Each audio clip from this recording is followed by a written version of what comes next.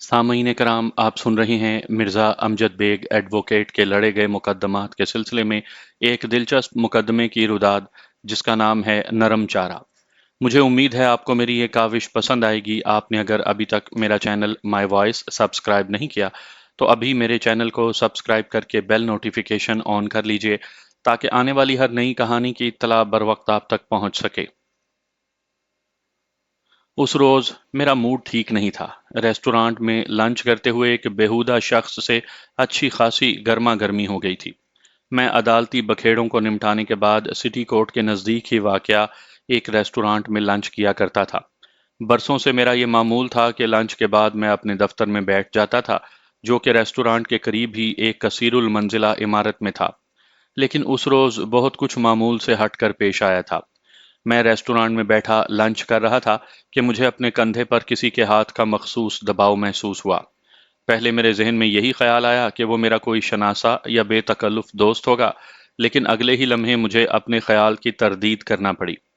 मैंने एक झटके से गर्दन मोड़कर अपने अकब में देखा और मुझे एक झटका सा लगा। एक ऐसा शख्स मेरी निगाह के सामने था जिसे देखकर जी मतलाने लगा। मेरे अचानक पलटकर देखने पर वो एक कदम पीछे हट गया। मुझे हैरत हुई कि वो गंदा शख्स साफ सुथरे रेस्टोरेंट में कैसे घुस आया था। इस किस्म के लोग आपने भी देखे होंगे, बेढंगे, मैले कुचैले और बदबू से फिजा को आलूदा करते हुए। मेरे मुतवज्जा होने पर उस नामाकूल शख्स ने अपना गलीज हाथ आगे बढ़ाया और बड़े धड़ल्ले से बोला, 50 रुपए का सवाल है बाबू। उसका अंदाज भीख मांगने वाला नहीं, बल्कि गुंडा टैक्स वसूल करने का सा था। मैंने इधर उधर निगाह दौड़ाते हुए आवाज लगाई, वेटर। वेटर को क्यों बुलाया है बाबू? वो अपनी सुर्ख आंखों से मुझे घूरते हुए बोला। 50 रुपए वेटर तो नहीं देगा, मैंने तुझसे मांगे हैं। उस गलीज भिखारी का ये तमीजी भरा अंदाज मेरे लिए जहनी कोफ्त का सामान पैदा कर रहा था। ताहम मेरी पुकार पर दो वेटर्स दौड़ते हुए आए और डांट डपट कर उस शख्स को रेस्टोरेंट से निकल जाने के लिए कहने लगे। वेटर्स की ये कोशिश जबानी कलामी इजहार खफगी तक महदूद थी। कोई भी उसे बाजू से थाम कर बाहर की राह दिखाने की हिम्मत नहीं कर रहा था, और वो तो जैसे रेस्टोरेंट के फ्लोर के साथ चिपक कर रह गया था। उसका तकाजा बरदार हाथ अभी तक मेरे सामने दराज था, गोया वो इस अज़म के साथ मेरे पास आया था कि कुछ भी हो जाए खाली हाथ वापस नहीं जाएगा। उसकी खुल्लम खुला ढिठाई को देखकर मुझे गुस्सा आने लगा और मैंने उसकी आंखों में देखते हुए धमकी आमेज अंदाज में कहा, तुम जाते हो यहां से कि मैं पुलिस को बुलाऊं? जिसकी जेब से 50 रुपए नहीं निकल रहे उसके कहने पर पुलिस क्या आएगी? वो मेरी धमकी के जवाब में अजीब इस्तेहजाइया अंदाज में बोला, बड़ा वकील बनता है, बस दूसरों की जेब से ही निकलवाना सीखा है। अपना माल निकालते हुए देखो कैसे मौत आ रही है। रेस्टोरेंट में मौजूद तमाम अफराद हमारी तरफ मुतवज्जा हो चुके थे, जिनमें निस्फ के करीब तादाद वकला बरादरी की थी। इस वाक़े पर उनका रुझान मिला जुला था। जो मेरे खैर खा थे और मेरे साथ खुशगवार ताल्लुकात रखते थे, वो हैरान और परेशान थे कि बेग साहब के हत्थे ये कैसी बला लगी है। लेकिन वहीं पर चंद बदख्वाह भी मौजूद थे, जो बड़े महजूज कुन अंदाज में ये तमाशा देख रहे थे। इस बदमजा और करी वाक़े से उनके दिलों में लड्डू फूट रहे थे। इंसान के जहाँ 10 दोस्त होते हैं, वहाँ एक आध दुश्मन की मौजूदगी भी लाजमी सी बात है, और यही दुश्मन हम पेशा उस वक्त खी खी की आवाज़ें निकाल कर मेरा तमस्खर उड़ा रहे थे। ताहम मुझे उनकी ज़रा भी परवाह नहीं थी। बिलाखिर वेटर ने हिम्मत दिखाने का फैसला कर ही लिया और उस गुंडा सिफ्त भिखारी को बजोरे बाजू धकेल और खींच कर रेस्टोरेंट से बाहर निकालने में कामयाब हो गए। उसके जाने के बाद मैंने इशारे से वेटर को अपने पास बुलाकर खफगी आमेज लहजे में कहा, जल्दी से बिल ले आओ। एक तरफ से आवाज आई, उन मस्टंडों की दीदा दलेरी देखो कैसे मुंह उठाकर अंदर घुस आते हैं।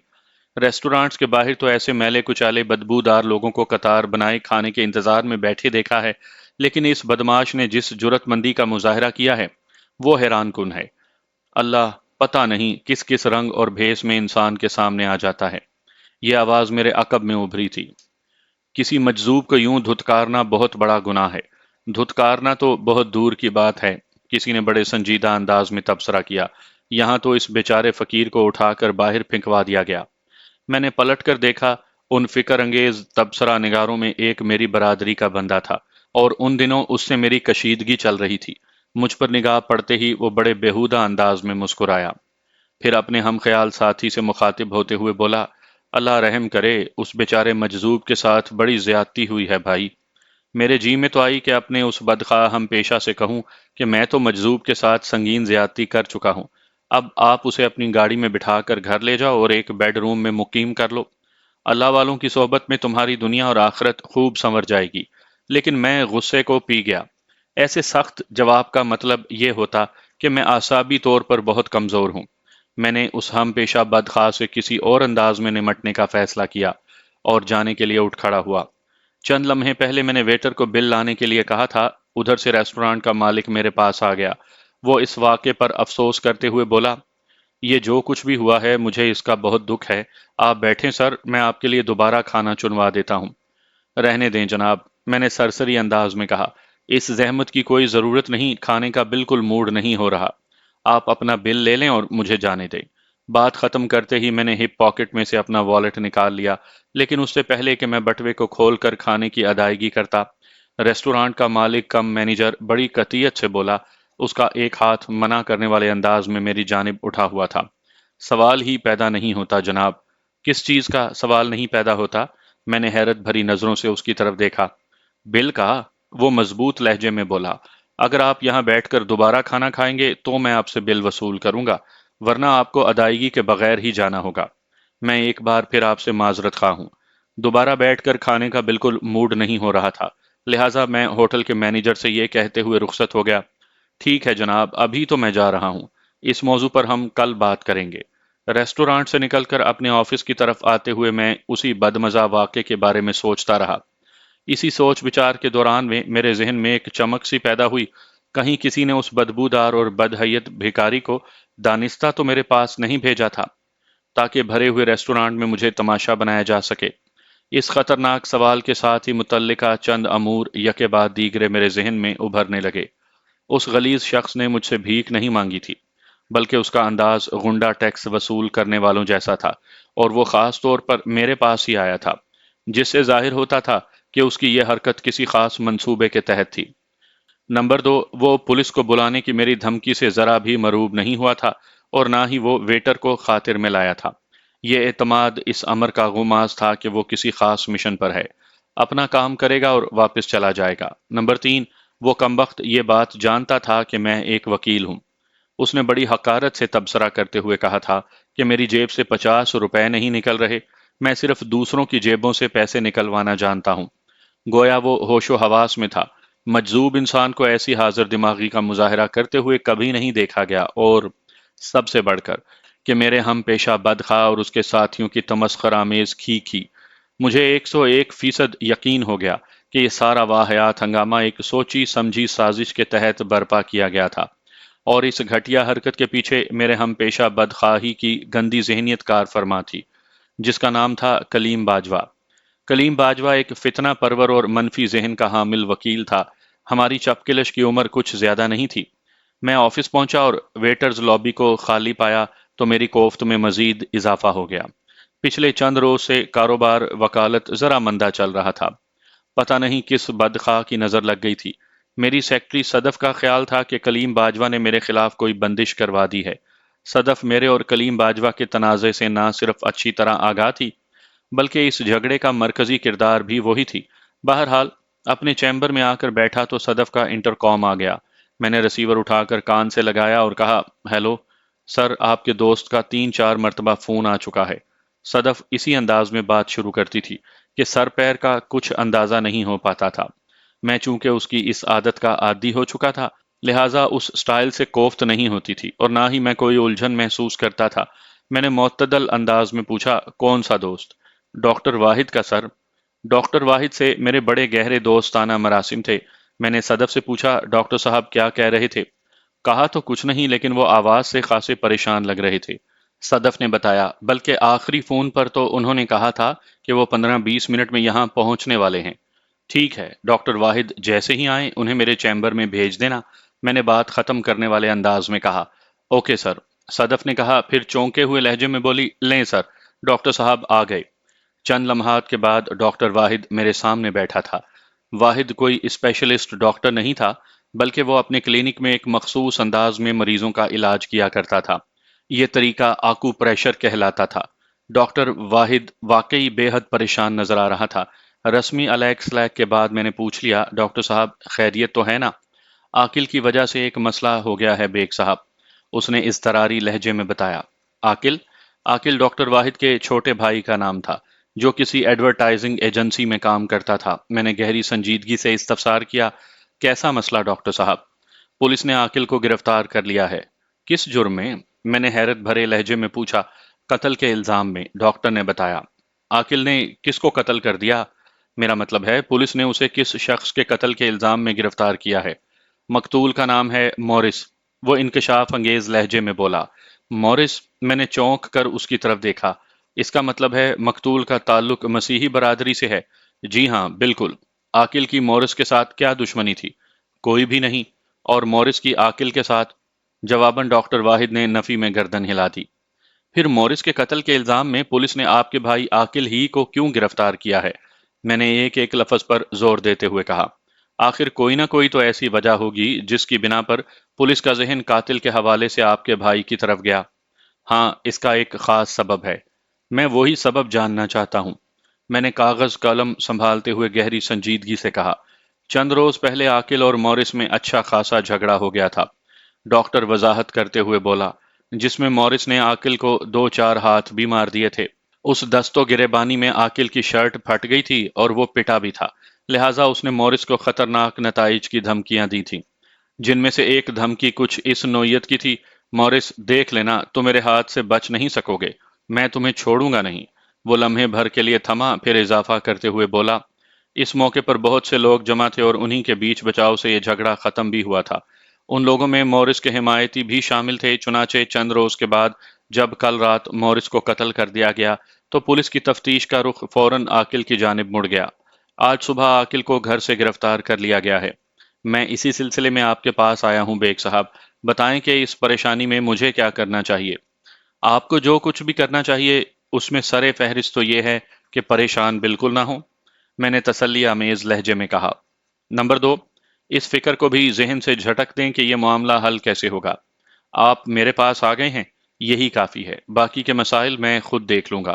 نمبر تین، میں نے لمحاتی توقف کر کے ایک گہری سانس خارج کی، پھر اضافہ کرتے ہوئے نرم لہجے میں کہا، نمبر تین یہ کہ آپ مجھے ملزم اور مقتول کے درمیان ہونے والے جھگڑے کے بارے میں تفصیلاً بتائیں، خاص طور پر اس جھگڑے کا پس منظر، تاکہ میں اس بات کا تعین کروں کہ آگے بڑھنے کے لیے کیا لایا عمل تیار کیا جائے۔ آپ میری بات سمجھ رہے ہیں نا؟ جی بیگ صاحب، اس نے اسبات میں گردن ہلائی اور بولا، اس جھگڑے کی جڑیں اس اخبار کے نیچے ہیں جو میں نے نیا نکالا ہے۔ یہ بات میرے علم میں تھی کہ ڈاکٹر واحد نے لگ بھگ ایک ماہ پہلے اپنے علاقے میں ایک اخبار کا اجرا کیا تھا۔ ویسے تو یہ اخبار پہلے سے مارکیٹ میں موجود تھا، لیکن ڈاکٹر واحد نے اپنے علاقے کی خبروں پر مبنی ایک سپلیمنٹ الگ سے اضافی اس کے ساتھ شامل کروایا تھا۔ وہ خود دو صفحات پر مشتمل اس خصوصی حصے کا انچارج تھا۔ آپ اسے اس اخبار کے ذیل میں اپنے علاقے کا بیورو چیف سمجھ لیں۔ اخبار کا نام ظاہر کرنا مناسب نہیں، میں زیر نظر کہانی میں اسے محض اخبار کے نام سے یاد کروں گا۔ مذکورہ اخبار کا اصل مالک سلیمان فاروقی تھا۔ سلمان فاروقی اخبار کی دنیا کا ایک آدمی نہیں تھا، ان کی فیملی بزنس کوئی اور تھا۔ ایک خاص سبب نے سلمان کو صحافت کا شوق چرایا اور اس نے چند ہمدردوں کے مشورے سے ایک ہفتہ روزہ نکال لیا۔ کچھ عرصہ گزر جانے کے بعد جب سلمان کو احساس ہوا کہ ہفتہ روزہ تو چل نہیں رہا، صرف کھا رہا ہے، جو شخص کام کا نہ کاج کا، دشمن اناج کا ہو، اسے کوئی بھی پسند نہیں کرتا۔ چنانچہ سلمان کے کندھوں اور جیب پر بھی یہ ہفتہ روزہ بوجھ بن کر رہ گیا۔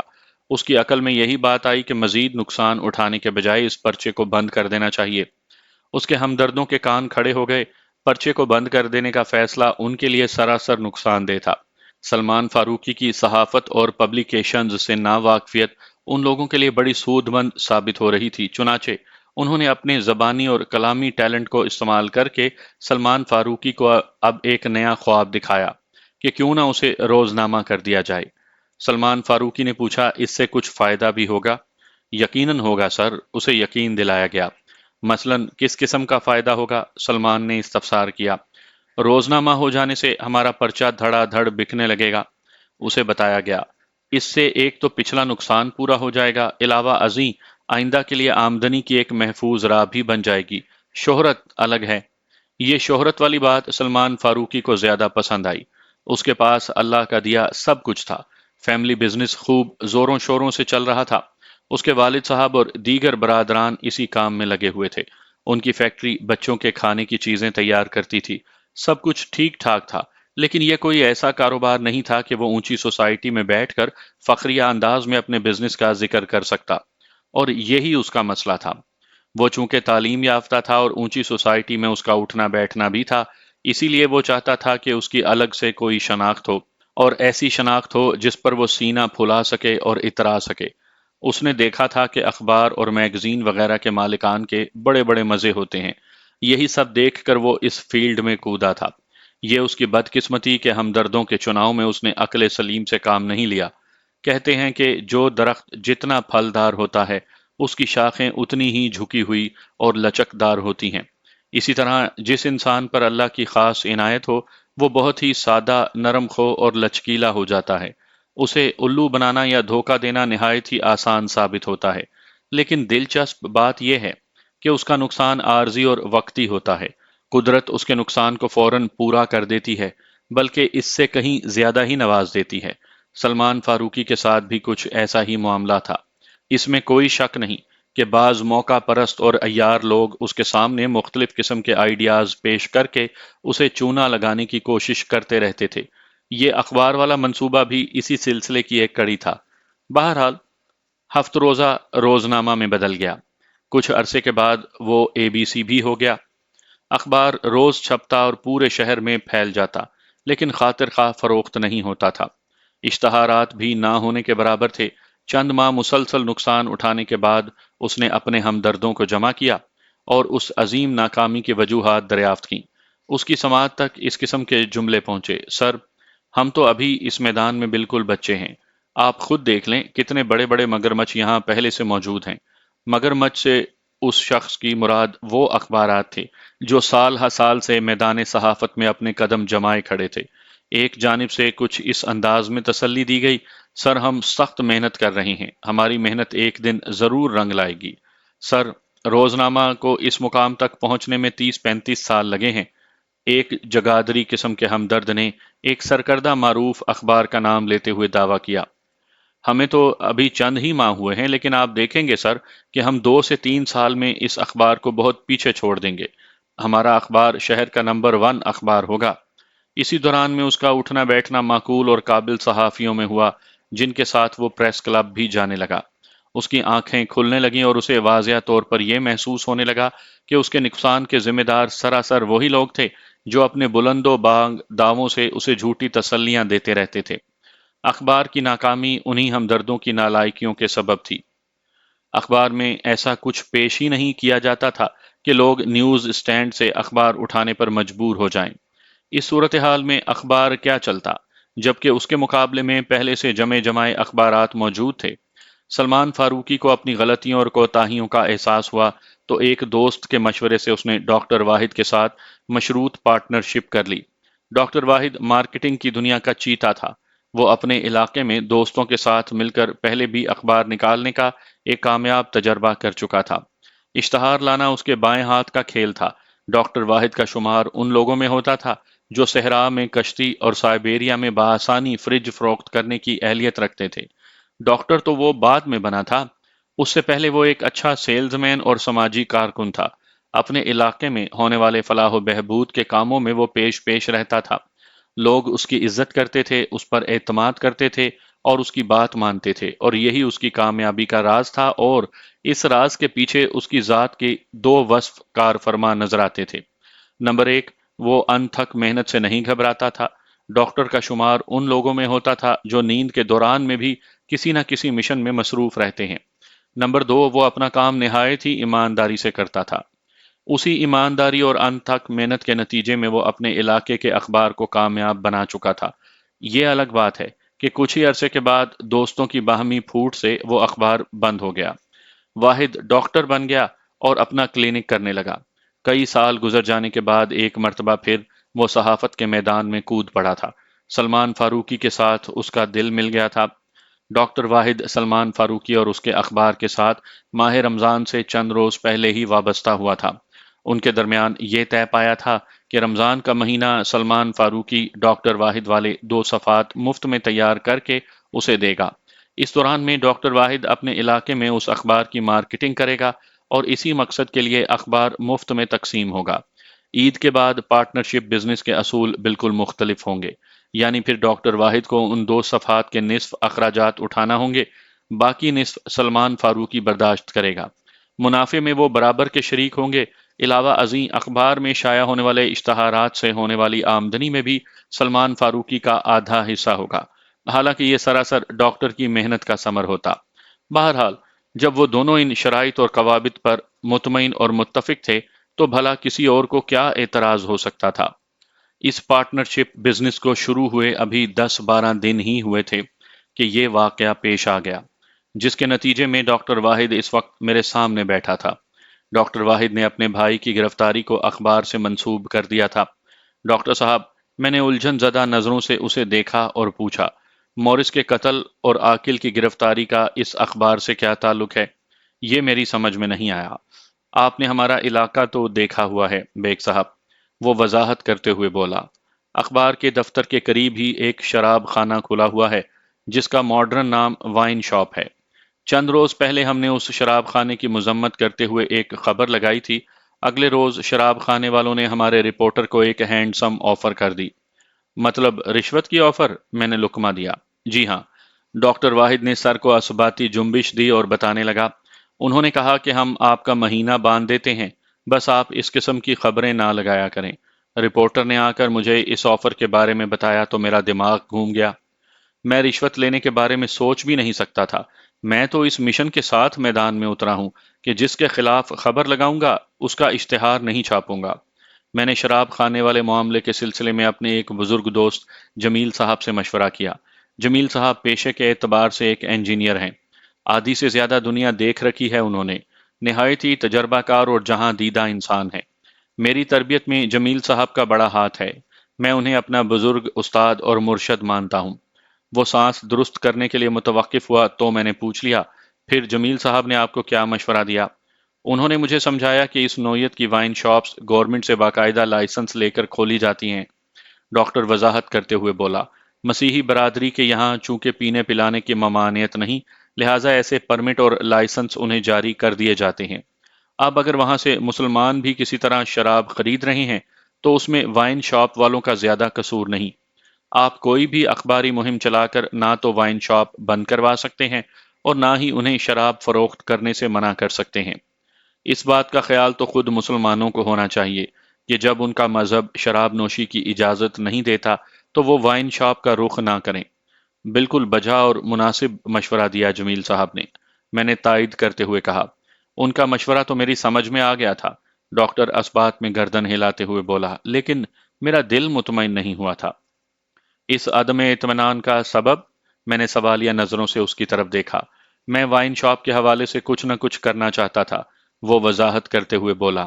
اگر میں اس شراب خانے کو بند نہیں کروا سکتا تھا تو کم از کم انہیں اس بات کے لیے تو پابند کر سکتا تھا کہ وہ نوجوان نسل کو شراب نہ بیچیں۔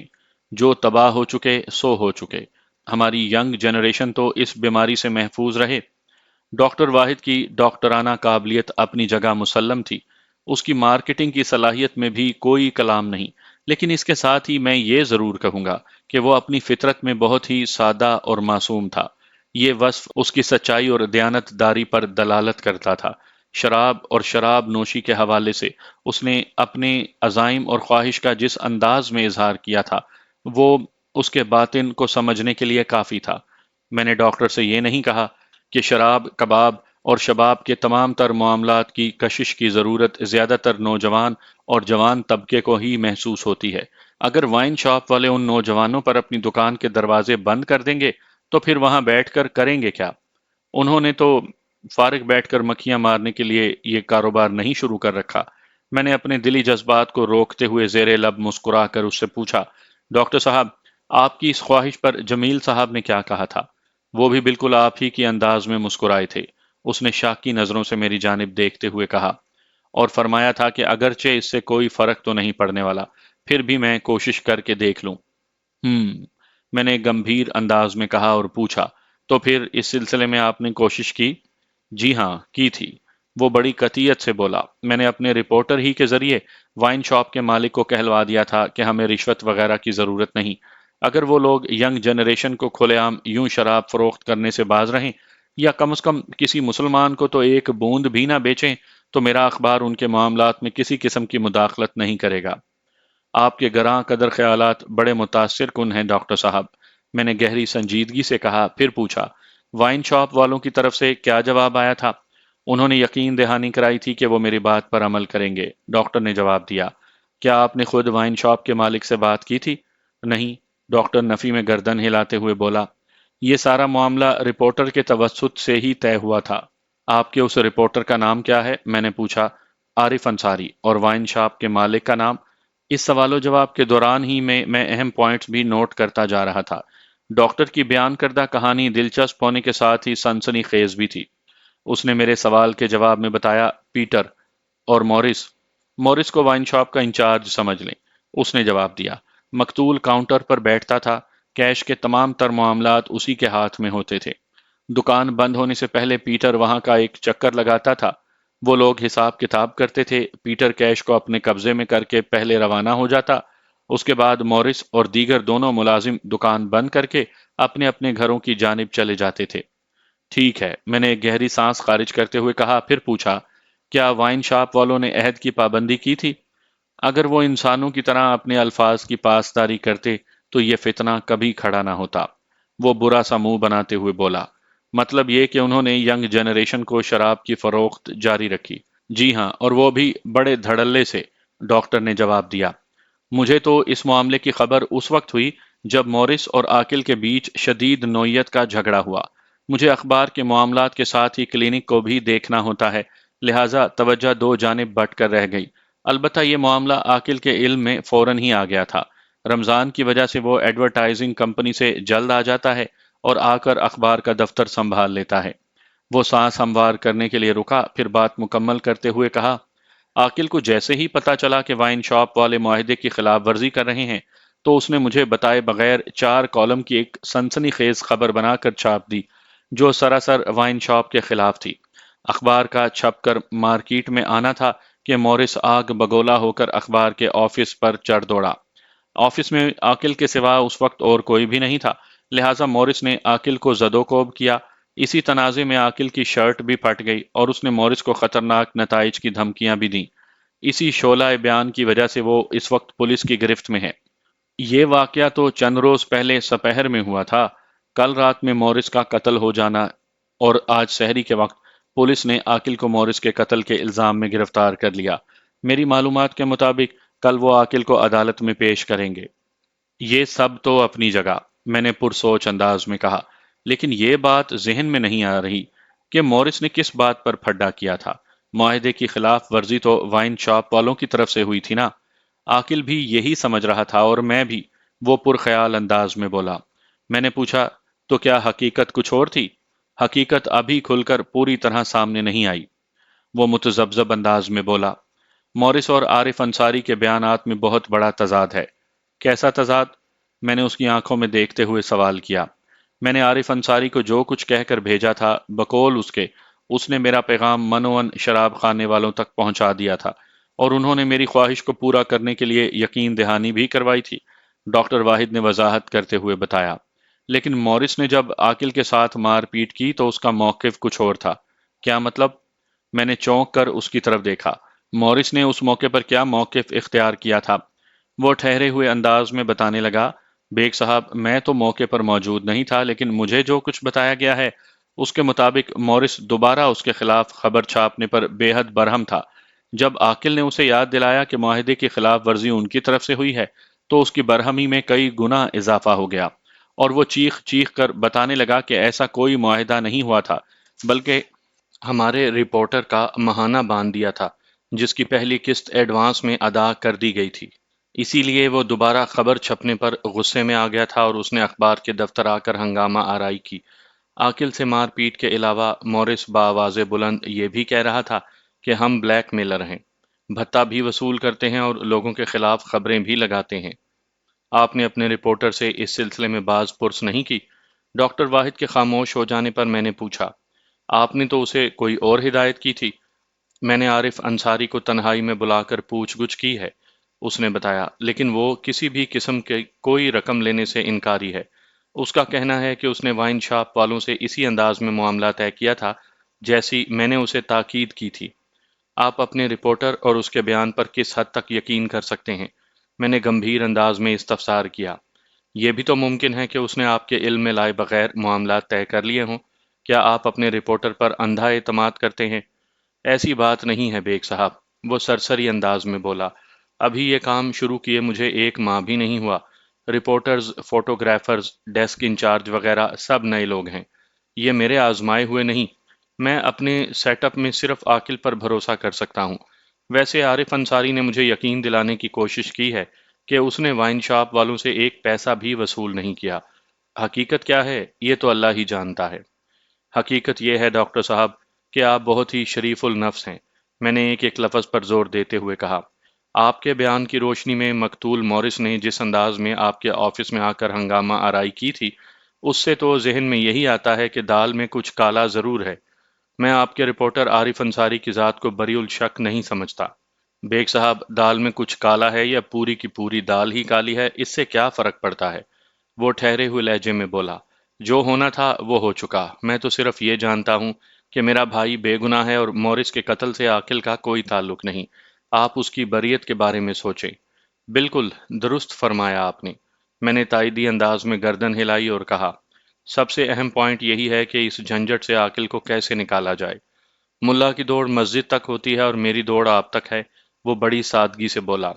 میں اپنا مسئلہ لے کر آپ کے پاس آ گیا ہوں اور تمام تر حالات سے بھی آپ کو آگاہ کر دیا ہے۔ آگے کیا کرنا ہے یہ اب آپ کو سوچنا اور کرنا ہے۔ بالکل، میں نے زور دے کر کہا، سوچنا اور کرنا تو مجھے ہی ہے، لیکن بعض معاملات میں حقائق تک رسائی حاصل کرنے کے اور سچائی کے چہرے سے پردہ ہٹانے میں آپ کو مجھ سے تعاون کرنا ہوگا۔ میں ہر قسم کی مدد اور تعاون کے لیے تیار ہوں بیگ صاحب۔ بس تو پھر ٹھیک ہے، میں نے بڑے پر اعتماد لہجے میں کہا اور پوچھا، عاقل اس وقت کون سے تھانے میں بند ہے؟ اس نے متعلقہ پولیس اسٹیشن کا نام بتا دیا۔ میں نے کہا، میں آج کسی وقت فرصت نکال کر تھانے میں عاقل سے ملاقات کر لوں گا۔ آپ کل کورٹ آ جائیں، ہماری ملاقات وہیں پر ہوگی۔ وہ میرا شکریہ ادا کر کے رخصت ہو گیا۔ آئندہ روز پولیس نے ملزم عاقل کو عدالت میں پیش کر کے اس کا 7 دن کا ریمانڈ حاصل کر لیا۔ یہ ایک معمول کی کارروائی تھی۔ اب پولیس نے ریمانڈ کی مدت پوری ہونے کے بعد چالان کے ساتھ ملزم کو عدالت میں پیش کرنا تھا۔ ریمانڈ کے دوران میں پولیس ملزم سے بھی کڑی پوچھ گچھ کرتی ہے اور اس کیس کو تندرست و توانا بنانے کے لیے دیگر شواہد اور ثبوت بھی جمع کرنے میں لگی رہتی ہے۔ وہ زیادہ سے زیادہ ایسا مواد اکٹھا کر لینا چاہتی ہے جسے استعمال کر کے ملزم کو مجرم ثابت کیا جا سکے۔ اس مقصد کے لیے جائے وقوع کی کیفیت، موقع پر موجود گواہوں کے بیانات، واقعاتی شہادتیں، پوسٹ مارٹم کی رپورٹ اور اس سے بڑھ کر ملزم اور مقتول کے باہمی تعلقات کو سب سے زیادہ اہمیت حاصل ہوتی ہے۔ پولیس کی حتی الامکان صحیح تو یہی ہوتی ہے کہ ریمانڈ کی مدت کو دوران میں ملزم اقبال جرم کر لے تاکہ ان کا کام آسان ہو جائے۔ بعض شاطر ملزم پولیس کی مہمانداری سے محفوظ رہنے کے لیے جرم کا اقرار کر بھی لیتے ہیں، تاہم پولیس کی کسٹڈی میں کیے گئے اقبال جرم کی عدالت کی نظر میں کوئی اہمیت نہیں ہوتی۔ سچ اور جھوٹ کو جانچنے کا عدالت کا اپنا ایک معیار اور طریقہ کار ہے، وہ اس کی پیروی کرتی ہے۔ ملزم کے حلفیہ بیان سے لے کر استغاثہ کے گواہان کے بیانات اور دونوں وکلاء کی جرح کے نتیجے میں جو حقائق نکل کر سامنے آتے ہیں، عدالت انہی کی روشنی میں کوئی فیصلہ صادر کرتی ہے۔ ریمانڈ کی مدت پوری ہونے کے بعد پولیس نے اس کیس کا چالان عدالت میں پیش کر دیا۔ اس موقع پر میں نے وکالت نامے کے ساتھ ہی ملزم کی درخواست ضمانت بھی دائر کر دی تھی۔ میری جانب سے ضمانت کے حق میں اور وکیل استغاثہ کی طرف سے اس کے خلاف بحث و مباحثہ ہوا۔ فوجداری مقدمات میں ملزم کی ضمانت آسانی سے نہیں ہوتی اور قتل کے کیس میں تو یہ ناممکن ہی سمجھیں۔ سو عدالت نے میرے موکل کو جوڈیشل ریمانڈ پر جیل میں بھیج دیا۔ ہم عدالت سے باہر آئے تو ڈاکٹر واحد نے مجھ سے کہا، کیا خیال ہے بیگ صاحب، اگر عاقل کی ضمانت کے کاغذات منظور ہو جاتے تو ہماری اس کیس پر گرفت زیادہ مضبوط نہ ہو جاتی؟ ڈاکٹر کے ان الفاظ کے پیچھے چھپے معنی کو میں اچھی طرح سمجھ رہا تھا۔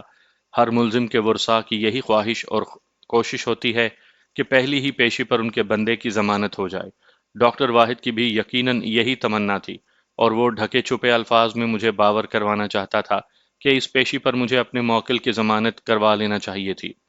میں نے ڈاکٹر کو قتل کے ملزم کی ضمانت اور اس کی راہ میں حائل مشکلات سے مختصراً آگاہ کیا اور اس کے استفسار کے جواب میں بتایا، کیس پر میں نے جو گرفت قائم کی ہے وہ عاقل کی ضمانت سے مشروط نہیں۔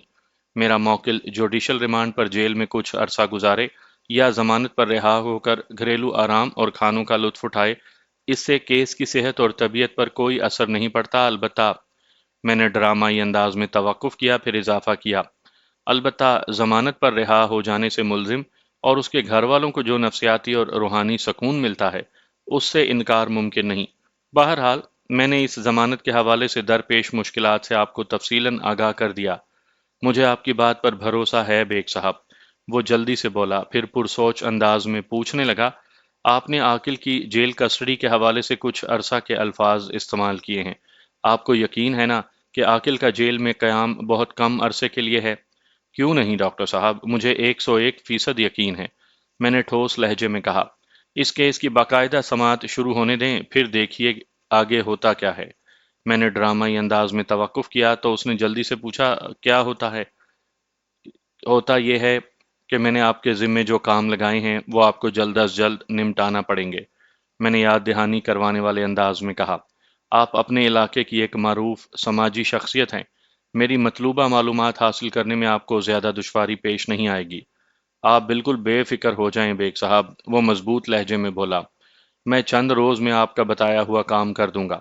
میں نے ڈاکٹر واحد کے ذمے یہ کام لگایا تھا کہ وہ مجھے مقتول مورس کے پس منظر سے تفصیلاً آگاہ کرے۔ یہ بات تو طے تھی کہ عاقل کا اس قتل میں کوئی کردار نہیں تھا۔ اگر مجھے عاقل کے ملوث ہونے کی ذرا سی بھی بھنک مل جاتی تو میں یہ کیس کبھی اپنے ہاتھ میں نہ لیتا۔ ڈاکٹر واحد لاکھ میرا دوست سہی، مگر میں نے اپنے پیشے کے حوالے سے چند ٹھوس اصول وضع کر رکھے ہیں جن کی میں ہر حال میں پابندی کرتا ہوں۔ انہی اصولوں میں میرا ایک یہ بھی اصول ہے کہ کسی مجرم کا کیس نہیں پکڑنا، حالانکہ اس نوعیت کے کیسوں میں بے حساب آمدنی ہے اور جھنجھٹ بھی نہ ہونے کے برابر۔ میرے ایک ہم پیشہ دوست تھے، وہ اسی نوعیت کے کیس لیتے تھے اور وہ بھی سال میں صرف ایک۔ اس ایک کیس سے ہی اتنی آمدنی ہو جاتی تھی کہ پورے سال کے اخراجات بآسانی نکل آتے تھے۔ وہ دوست صاحب سال میں 2-3 بیرون ملک کے تفریحی دورے بھی کرتے تھے۔ میں یہاں پر ان کا نام ظاہر کرنا پسند نہیں کرتا کیونکہ چند سال پہلے موصوف کا انتقال ہو چکا۔ ان کی موت بڑی اذیت اور قسم پرسی میں واقع ہوئی تھی۔ برین کینسر جیسے موذی مرض کا شکار ہو کر وہ 2 سال تک زیر علاج رہے۔ اس دوران میں پہلے تو جمع پونجی ختم ہوئی، پھر شاندار بنگلہ فروخت ہوا اور ان کی فیملی ایک چھوٹے سے فلیٹ میں منتقل ہو گئی۔ اس کے بعد زیورات اور دیگر قیمتی سامان کی باری آئی۔ جب کچھ بھی پلے نہ رہا تو قرض اور ادھار کا سلسلہ شروع ہوا جو جلد ہی ختم ہو گیا، کیونکہ کینسر موت ہی کا دوسرا نام ہے۔ میں نے ابھی اپنے جس ہم پیشہ دوست کا ذکر کیا ہے وہ اکثر مجھ سے مذاق میں کہا کرتے تھے، بیگ صاحب آپ نے تو پرچون کی دکان کھول رکھی ہے، سال میں 40-50 کیس پکڑتے ہیں تو پھر کہیں جا کر گزارا ہوتا ہے، یہ بھی بھلا کوئی زندگی ہے؟ مجھے دیکھیں، میں ایک سال میں صرف ایک کیس لیتا ہوں اور بڑے سکون اور عیش سے زندگی بسر کر رہا ہوں۔ سلیکٹڈ کام کریں بیگ صاحب، سلیکٹڈ۔ اگر ہر شخص تھوک کا دھندا شروع کر دے گا تو پھر پرچون کے خریداروں کا کیا ہوگا؟ میں جواب میں کہتا، قانون کی صرف عمرا کو ہی نہیں بلکہ غربا کو بھی ضرورت ہوتی ہے، اور میرے خیال میں اس طبقے کو قانون اور انصاف کی کچھ زیادہ ہی ضرورت ہے۔ آپ کی مرضی بیگ صاحب، وہ کندھے اچکا کر بے پرواہی سے کہتے، غریبوں کا ساتھ دینے والا ہمیشہ غریب ہی رہتا ہے اور اسے بے تحاشا کام بھی کرنا پڑتا ہے، جبکہ اونچی سوسائٹی کی صحبت میں انسان کا اسٹیٹس بلند ہو جاتا ہے۔ اسی لیے میں سیاست دانوں، بیوروکریٹس اور اسی سطح کے لوگوں کے کیسوں میں ہاتھ ڈالتا ہوں جو مجھے مالا مال کر دیتے ہیں۔ آپ انسان کی امیری اور غریبی کو دولت کے اسکیل سے ناپتے ہیں، میں نے زیر لب مسکراتے ہوئے کہا۔ مجھے اس بات پر فخر ہے کہ آپ کی نظر میں اور میرے کلائنٹس معاشرے کے نچلے یا درمیانی طبقے سے تعلق رکھتے ہیں۔ کیا مطلب؟ انہوں نے چونک کر میری طرف دیکھا۔ اس میں باعث فخر کون سا پہلو ہے؟ ایک بہت ہی مضبوط پہلو ہے جناب۔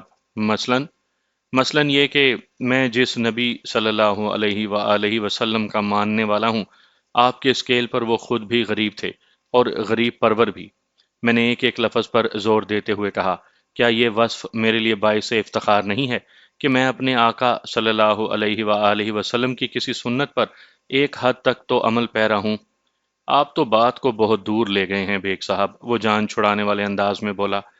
میں نے کہا جناب بات نکلی ہے تو دور تلک تو جائے گی ہی، وہ آپ نے سنا نہیں، منہ سے نکلی پرائی بات۔ ایسے ہی کسی موڑ پر ہماری گفتگو کا دھارا کسی اور جانب مڑ جاتا تھا۔ اس ہم پیشہ کا ذکر کرنا خالی از مقصد نہیں ہے، ان کی زندگی درس عبرت ہے، ان کا نام انسان کی آنکھیں کھول دینے کے لیے کافی ہے۔ انہوں نے زندگی بھر مال حرام سے خود بھی عیش کی اور اپنی بیوی بچوں کو بھی مزے کروائے۔ پھر ایک روز کینسر کے مرض نے ان کے اندر سب عیش و آرام اور شان و شوکت کو تہس نہس کر ڈالا۔ کسی دانشور کا قول ہے کہ اچھے وقت میں اپنے برے وقت کو ضرور یاد رکھنا چاہیے۔ ان لوگوں نے نہ اچھے وقت میں نہ صرف برے وقت کو بھلا دیا تھا، بلکہ اپنے غریب رشتہ داروں سے بھی قطع تعلق کر لیا تھا۔ لہٰذا وہ ہوا جو ہونا تھا، رہے نام اللہ کا۔ میں نے ڈاکٹر واحد کو مطمئن کرنے کے بعد رخصت کر دیا۔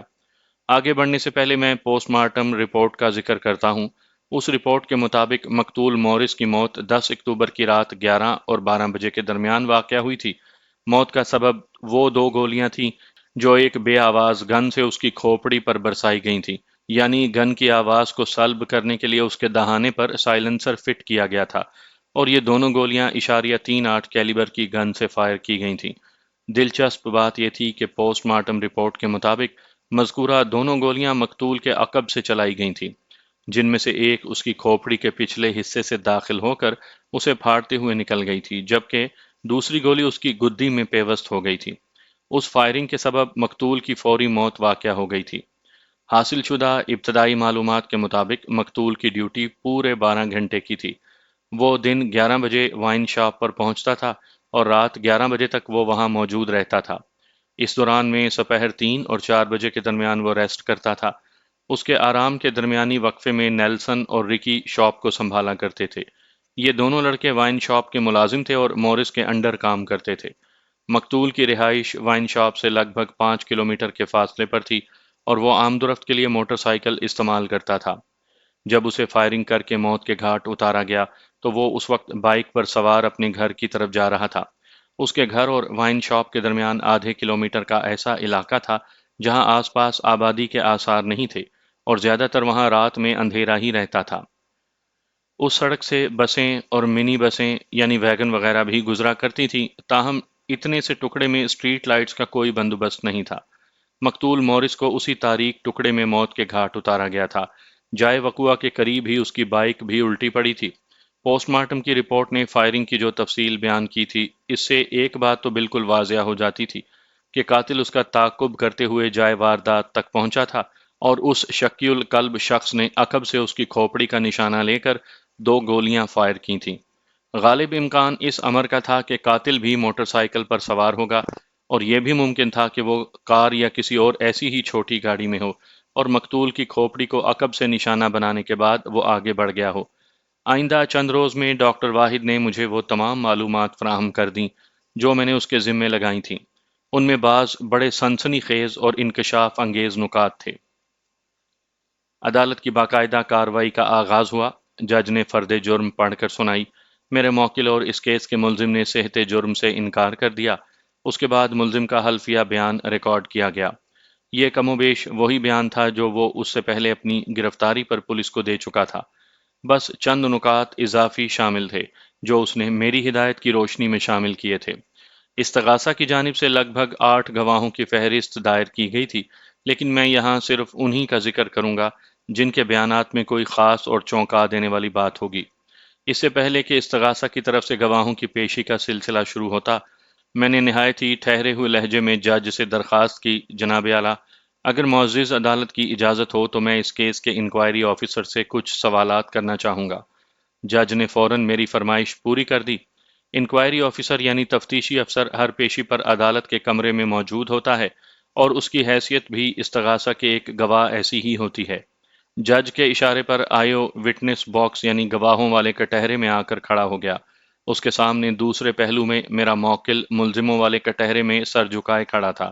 میں آئیو کے قریب پہنچا اور اپنی جرح کا آغاز کرتے ہوئے کہا، آئیو صاحب، آپ کو اس واقعے کی اطلاع کس نے اور کب دی تھی؟ اطلاع فراہم کرنے والے شخص کا نام ہے محمد اسحاق، اس نے بڑے اطمینان سے جواب دیا۔ اسحاق پیشے کے اعتبار سے ایک ڈرائیور ہے، وہ ایک مزدہ یعنی منی بس چلاتا ہے جو اس سڑک سے بھی گزرتی ہے جہاں وقوعہ پیش آیا تھا۔ آپ نے میرے سوال کے پہلے حصے کا جواب تو دے دیا، میں نے تفتیشی افسر کی آنکھوں میں دیکھتے ہوئے کہا، لیکن میرے سوال کا آخری حصہ ابھی تک تشنا ہے۔ جی، اس نے معذرت خواہانہ انداز میں گردن کو اسباتی جنبش دی اور جلدی سے بولا، اس واقعے کی اطلاع ہمارے روز نامچے کے مطابق کوئی 11:30 بجے رات کو دی گئی تھی، یعنی 10 اکتوبر کی رات 11:30 بجے۔ جی ہاں، بالکل۔ اسحاق ڈرائیور نے کیا اطلاع دی تھی؟ اس نے فون پر ہمیں بتایا تھا کہ اس سڑک پر ایک موٹر سائیکل سوار کی لاش پڑی ہوئی ہے اور موٹر سائیکل بھی لاش سے تھوڑے فاصلے پر الٹی پڑی ہے۔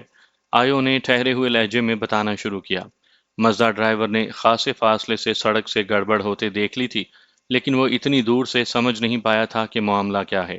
وہ یہی سمجھا کہ شاید ایک موٹر سائیکل نے دوسری موٹر سائیکل کو ٹکر مار دی ہے اور متاثرہ موٹر سائیکل کو وہیں چھوڑ کر ٹکر مارنے والی موٹر سائیکل موقع سے فرار ہو گئی ہے۔ لیکن جب اس کی مزدہ جائے وقوعہ پر پہنچی تو صورتحال اس پر واضح ہوئی۔ اس کی دیکھا دیکھی مزدہ کے اکثر مسافر بھی نیچے اتر آئے۔ جلد ہی انہیں پتہ چل گیا کہ وہ قتل کی ایک سنگین واردات تھی، لہٰذا اسحاق نے ایک پبلک کال آفس سے فون کر کے تھانے میں اس واقعے کی اطلاع دی تھی۔ ٹھیک ہے، میں نے گہری سانس لی اور کہا، آپ جائے وقوعہ پر کتنے بجے پہنچے تھے؟ جائے واردات ہمارے تھانے سے زیادہ فاصلے پر نہیں، اس نے بتایا۔ میں 2 کانسٹیبلز کے ہمراہ رات 12 بجے سے پہلے وہاں پہنچ گیا تھا۔ کیا آپ کی آمد تک مزدہ ڈرائیور وقوعہ پر موجود تھا؟ میں نے پوچھا۔ جی ہاں، ہم نے اسے فون پر ہی پابند کر دیا تھا کہ ہمارے وہاں پہنچنے سے پہلے وہ کہیں نہ جائے۔ آئیو نے میرے سوال کے جواب میں بتایا۔ لہٰذا جب ہم وقوعہ پر پہنچے تو وہ اللہ کا بندہ اپنی مزدہ سمیت وہیں موجود تھا اور ویگن کے پیسنجرز بھی۔ آپ نے ویگن ڈرائیور محمد اسحاق کا بیان بھی لیا ہوگا۔ جی ہاں، اس کا بیان استغاثہ کے ریکارڈ میں موجود ہے، انکوائری آفیسر نے اس بات میں گردن ہلاتے ہوئے بتایا۔ اور منی بس کا ڈرائیور اسحاق استغاثہ کا گواہ بھی ہے۔ ویری گڈ، میں نے سراہنے والے انداز میں کہا۔ پھر تو وہ جب اپنی باری پر گواہی دینے آئے گا تو اس سے بات ہو جائے گی۔ آپ یہ بتائیں کہ میں نے لمحاتی توقف کر کے گہری سانس لی، پھر اضافہ کیا کہ مقتول کے ورثاء تک کیسے پہنچے تھے؟ جس جگہ قتل کی یہ واردات پیش آئی تھی وہاں آبادی وغیرہ نہیں ہے اور سڑک کا وہ حصہ تاریکی میں بھی ڈوبا رہتا ہے۔ مقتول کی جامعہ تلاشی نے اس سلسلے میں ہماری بھرپور مدد کی تھی، وہ وضاحت کرتے ہوئے بولا۔ اس کی جیب سے آئی ڈی کارڈ نکل آیا تھا، یہ دراصل سروس کارڈ تھا جس سے پتہ چلا کہ وہ کسی وائن شاپ کا انچارج تھا۔ ہم مذکورہ وائن شاپ پر پہنچے تو وہ بند ہو چکی تھی۔ عید کی آمد تھی، لہٰذا دکانیں اور بازار کھلے ہوئے تھے۔ وائن شاپ کے گرد و نواح سے ہم نے پوچھ گچھ کی تو پتہ چلا کہ شراب خانے کا ایک ملازم ادھر قریب ہی رہتا ہے۔ ہم رکی نامی اس شخص کے گھر پہنچ گئے، پھر کڑی سے کڑی ملتی گئی اور ہم مقتول کے لواحقین تک رسائی حاصل کرنے میں کامیاب ہو گئے۔ آپ نے یہ کیسے جان لیا کہ مقتول کی موت کا ذمہ دار میرا موکل تھا؟ میں نے چبھتے ہوئے لہجے میں پوچھا۔ آپ نے جائے وقوعہ سے ایسی شہادتیں جمع کر لی تھیں جو ملزم کی وہاں موجودگی اور قتل کی واردات میں ملوث ہونے کو ثابت کرتی تھی؟ جائے وقوعہ سے تو ایسا کچھ نہیں مل سکا تھا، وہ متذبذب ہوتے ہوئے بولا، لیکن وائن شاپ کے دونوں ملازمین رکی اور نیلسن کے بیانات ملزم کے مجرم ہونے کی جانب بڑے واضح اشارہ کرتے ہیں۔ پھر مقتول اور ملزم کے بیچ چند روز پہلے ہونے والا جھگڑا بھی بڑی اہمیت کا حامل ہے، اور سب سے بڑھ کر یہ کہ وہ سانس ہموار کرنے کے لیے متوقف ہوا، پھر اضافہ کیا کہ وقوعہ کی رات وائن شاپ بند ہونے سے تھوڑی دیر پہلے ملزم کو وائن شاپ کے سامنے مشکوک انداز میں منڈلاتے ہوئے دیکھا گیا تھا۔ اس کے ساتھ ایک شخص اور بھی تھا، وہ دونوں بائک پر تھے اور وائن شاپ کے سامنے منڈلاتے ہوئے انہوں نے بڑے خطرناک انداز میں اندر بھی جھانکا تھا، جیسے وہ یہ اندازہ قائم کرنے کی کوشش کر رہے ہوں کہ مقتول کب شاپ بند کر کے گھر کی طرف روانہ ہوتا ہے اور کب وہ اس کے تعاقب میں روانہ ہوتے ہیں۔ مزدہ ڈرائیور محمد اسحاق کا بیان ہے کہ اس نے دور سے 2 موٹر سائیکلوں کو آگے پیچھے جاتے دیکھا تھا اور اگلی موٹر سائیکل پر ایک اور پیچھے والی موٹر سائیکل پر 2 افراد سوار تھے۔ سبحان اللہ، ماشاء اللہ، میں نے استہزائیہ انداز میں کہا۔ آپ بڑے تجربہ کار تفتیشی افسر ہیں۔ آپ نے بڑی محنت اور جان ماری کے بعد میرے موکل کو ملزم کے فریم میں فٹ کرنے کی کوشش کی۔ بہرحال، میں نے تھوڑا وقفہ دیا اور جرح کے سلسلے کو آگے بڑھاتے ہوئے کہا، کیمیکل ایگزامینر اور پوسٹ مارٹم کی رپورٹس کے نتیجے میں یہ حقیقت سامنے آئی ہے کہ مقتول مورس کی موت اشاریہ 3.8 کیلیبر کی 2 مہلک گولیوں سے واقع ہوئی تھی۔ میں غلط تو نہیں کہہ رہا؟ نہیں جناب، آپ نے درست فرمایا، اس نے تائیدی انداز میں کہا۔ میں نے پوچھا کہ آپ نے آلۂ قتل تو یقیناً بازیاب کر لیا ہوگا۔ نہیں جناب، وہ نفی میں گردن ہلاتے ہوئے بولا، آلۂ قتل برآمد نہیں ہو سکا۔ کیوں؟ میں نے چبھتی ہوئی نظروں سے اس کی طرف دیکھا۔ آپ نے ریمانڈ کے نام پر ملزم کو اپنی کسٹڈی میں رکھا ہے، کیا اس دوران میں اس نے آپ کو آلۂ قتل کے بارے میں کچھ نہیں بتایا؟ اس نے بڑی شرافت سے نفی میں گردن ہلا دی۔ عجیب بات ہے آیو صاحب، میں نے طنزیہ لہجے میں کہا، آپ لوگ تفتیش کے نام پر ملزمان کے ساتھ جو سلوک کرتے ہیں اس کی تاثیر سے تو پتھر بھی بولنے پر مجبور ہو جاتے ہیں، پھر میرے موکل کی زبان کیوں نہ کھل سکی؟ آپ آلۂ قتل تک رسائی حاصل کیوں نہ کر سکے؟ سب سے پہلے تو میں تفتیش کے حوالے سے آپ کی غلط فہمی دور کر دوں، وہ ٹھہرے ہوئے لہجے میں بولا۔ یہ سب آپ لوگوں کا پروپوگنڈا ہے کہ ہم ریمانڈ کے نام پر ملزمان سے مار پیٹ اور زیادتی کرتے ہیں، انہیں مختلف انداز میں ذہنی اور جسمانی اذیت دے کر سچ اگلوانے کی کوشش کرتے ہیں، اور تو کیا ایسا نہیں ہے؟ میں نے اس کی بات مکمل ہونے سے پہلے ہی تیز لہجے میں پوچھا۔ ہرگز نہیں، اس نے بڑی شدت سے نفی میں گردن ہلائی۔ اس پروپیگنڈا میں صرف اتنی سی بات درست ہے کہ ہم ملزمان کی زبان سے سچ کا اعتراف کروانے کی کوشش کرتے ہیں، اور اس کوشش میں آپ ملزم سے نہایت ہی شائستہ اور مہذب انداز میں درخواست کرتے ہیں کہ بھائی صاحب پلیز آپ ہمیں بتا دیں کہ یہ جرم آپ نے کیا ہے یا نہیں۔ آپ اگر اس سوال کا سچا اور کھرا جواب دے دیں گے تو یہ پولیس ڈپارٹمنٹ پر آپ کا عظیم احسان ہوگا۔ میں نے بڑے تیکھے انداز میں کہا، پھر پوچھا، کیوں ہے نا یہی بات؟ وکیل صاحب، آپ نے انتہائی سنجیدہ معاملے کو مذاق کا جامہ پہنا دیا ہے، وہ برا سا منہ بناتے ہوئے بولا، جبکہ ہماری تفتیش کی حقیقت صرف اتنی سی ہے کہ ہم ریمانڈ کی مدت کے دوران میں بھاگ دوڑ کر کے ملزم اور اس کے جرم کے خلاف زیادہ سے زیادہ واقعاتی شواہد اور ٹھوس ثبوت اکٹھا کرنے کی کوشش میں لگے رہتے ہیں، اور یہ سب کوشش ملزم سے حاصل ہونے والی معلومات کی روشنی میں کی جاتی ہے۔ وہ لمحے بھر کے لیے تھما، پھر اضافہ کیا، اب ایسا بھی نہیں ہے کہ ہم ملزم سے آپ جناب اور منت سماجت سے بات کرتے ہیں، ہم اس پر سختی کرتے ہیں، اس کی زبان کھلوانے کے لیے مختلف قسم کی دھمکیاں بھی دیتے ہیں، بعض نفسیاتی چالیں بھی چلتے ہیں، لیکن ہماری کسی بھی کوشش کو تشدد کا نام نہیں دیا جا سکتا، اور نہ ہی آپ اسے انسانیت سوز سلوک کہہ سکتے ہیں۔ اوکے، میں معزز عدالت کے وقت کو قیمتی اور مقدم جانتے ہوئے مصلحتاً آپ کے فلسفے سے اتفاق کر لیتا ہوں، میں نے سنجیدہ لہجے میں کہا۔ اب جلدی سے یہ بتائیں کہ آپ کی شریفانہ تفتیش کے نتیجے میں ملزم نے آلۂ قتل کے بارے میں کیا بتایا؟ کچھ بھی نہیں، وہ بے بسی سے بولا۔ پھر آپ نے سائلنسر لگی اشاریہ 3.8 کیلیبر گن کے بارے میں کیا تصور قائم کیا؟ میں نے جرح کے سلسلے کو سمیٹتے ہوئے سوال کیا۔ مقتول مورس کا قتل تو ایک ٹھوس حقیقت ہے نا، اور اشاریہ 3.8 کیلیبر کی سائلنسر لگی وہ گن بھی ایک سنگین سچائی۔ غالب امکان یہی ہے کہ واردات کے بعد ملزم نے وہ گن ندی میں پھینک دی ہوگی، وہ قیاس آرائی کرتے ہوئے بولا۔ ندی؟ کون سی ندی؟ میں نے دانستہ حیرت کی اداکاری کی۔ جناب، شاید آپ کو معلوم نہیں کہ جہاں قتل کی یہ واردات پیش آئی تھی وہ ایک پل ہے، اور پل ہمیشہ ندی نالوں اور نہروں دریاؤں پر ہی تعمیر کیے جاتے ہیں، وہ بڑے حکیمانہ انداز میں بولا۔ اس قیمتی معلومات کی فراہمی پر میں آپ کا بے حد مشکور ہوں آیو صاحب، میں نے چہرے پر مصنوعی سنجیدگی طاری کرتے ہوئے کہا، پھر پوچھا، آپ نے مذکورہ ندی میں آلۂ قتل کو تلاش کرنے کی کوشش کی تھی؟ آدھی رات کو تو یہ کام ممکن نہیں تھا، وہ متعاملانہ انداز میں بولا، البتہ اگلی صبح یہ کوشش کی گئی تھی۔ پھر اس کوشش کا کیا نتیجہ برآمد ہوا؟ کچھ بھی نہیں۔ کیا مطلب؟ میں نے سرسراتے ہوئے لہجے میں دریافت کیا۔ مطلب یہ کہ آلۂ قتل بازیاب نہیں ہو سکا، وہ ندامت آمیز لہجے میں وضاحت کرتے ہوئے بولا۔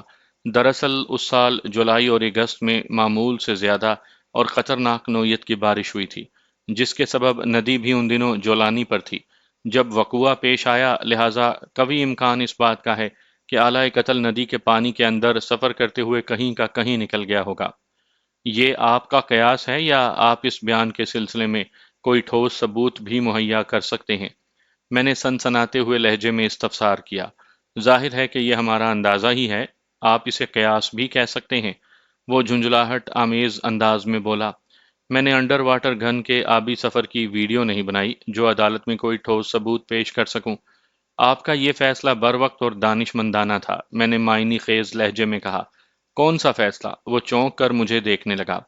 یہی کہ میں نے لہجے کی سنجیدگی کو برقرار رکھتے ہوئے کہا کہ آپ نے انڈر واٹر گن کے ذریعے زیر آب سفر کو شوٹ کرنے کی کوشش نہیں کی، ورنہ میں نے دانستہ جملہ ادھورا چھوڑا تو وہ تڑپ کر بولا، ورنہ کیا؟ اس کے چہرے پر الجھن کی لکیریں پھیل گئیں۔ متذبذب لہجے میں بولا، میں سمجھا نہیں کہ آپ کیا کہنا چاہ رہے ہیں۔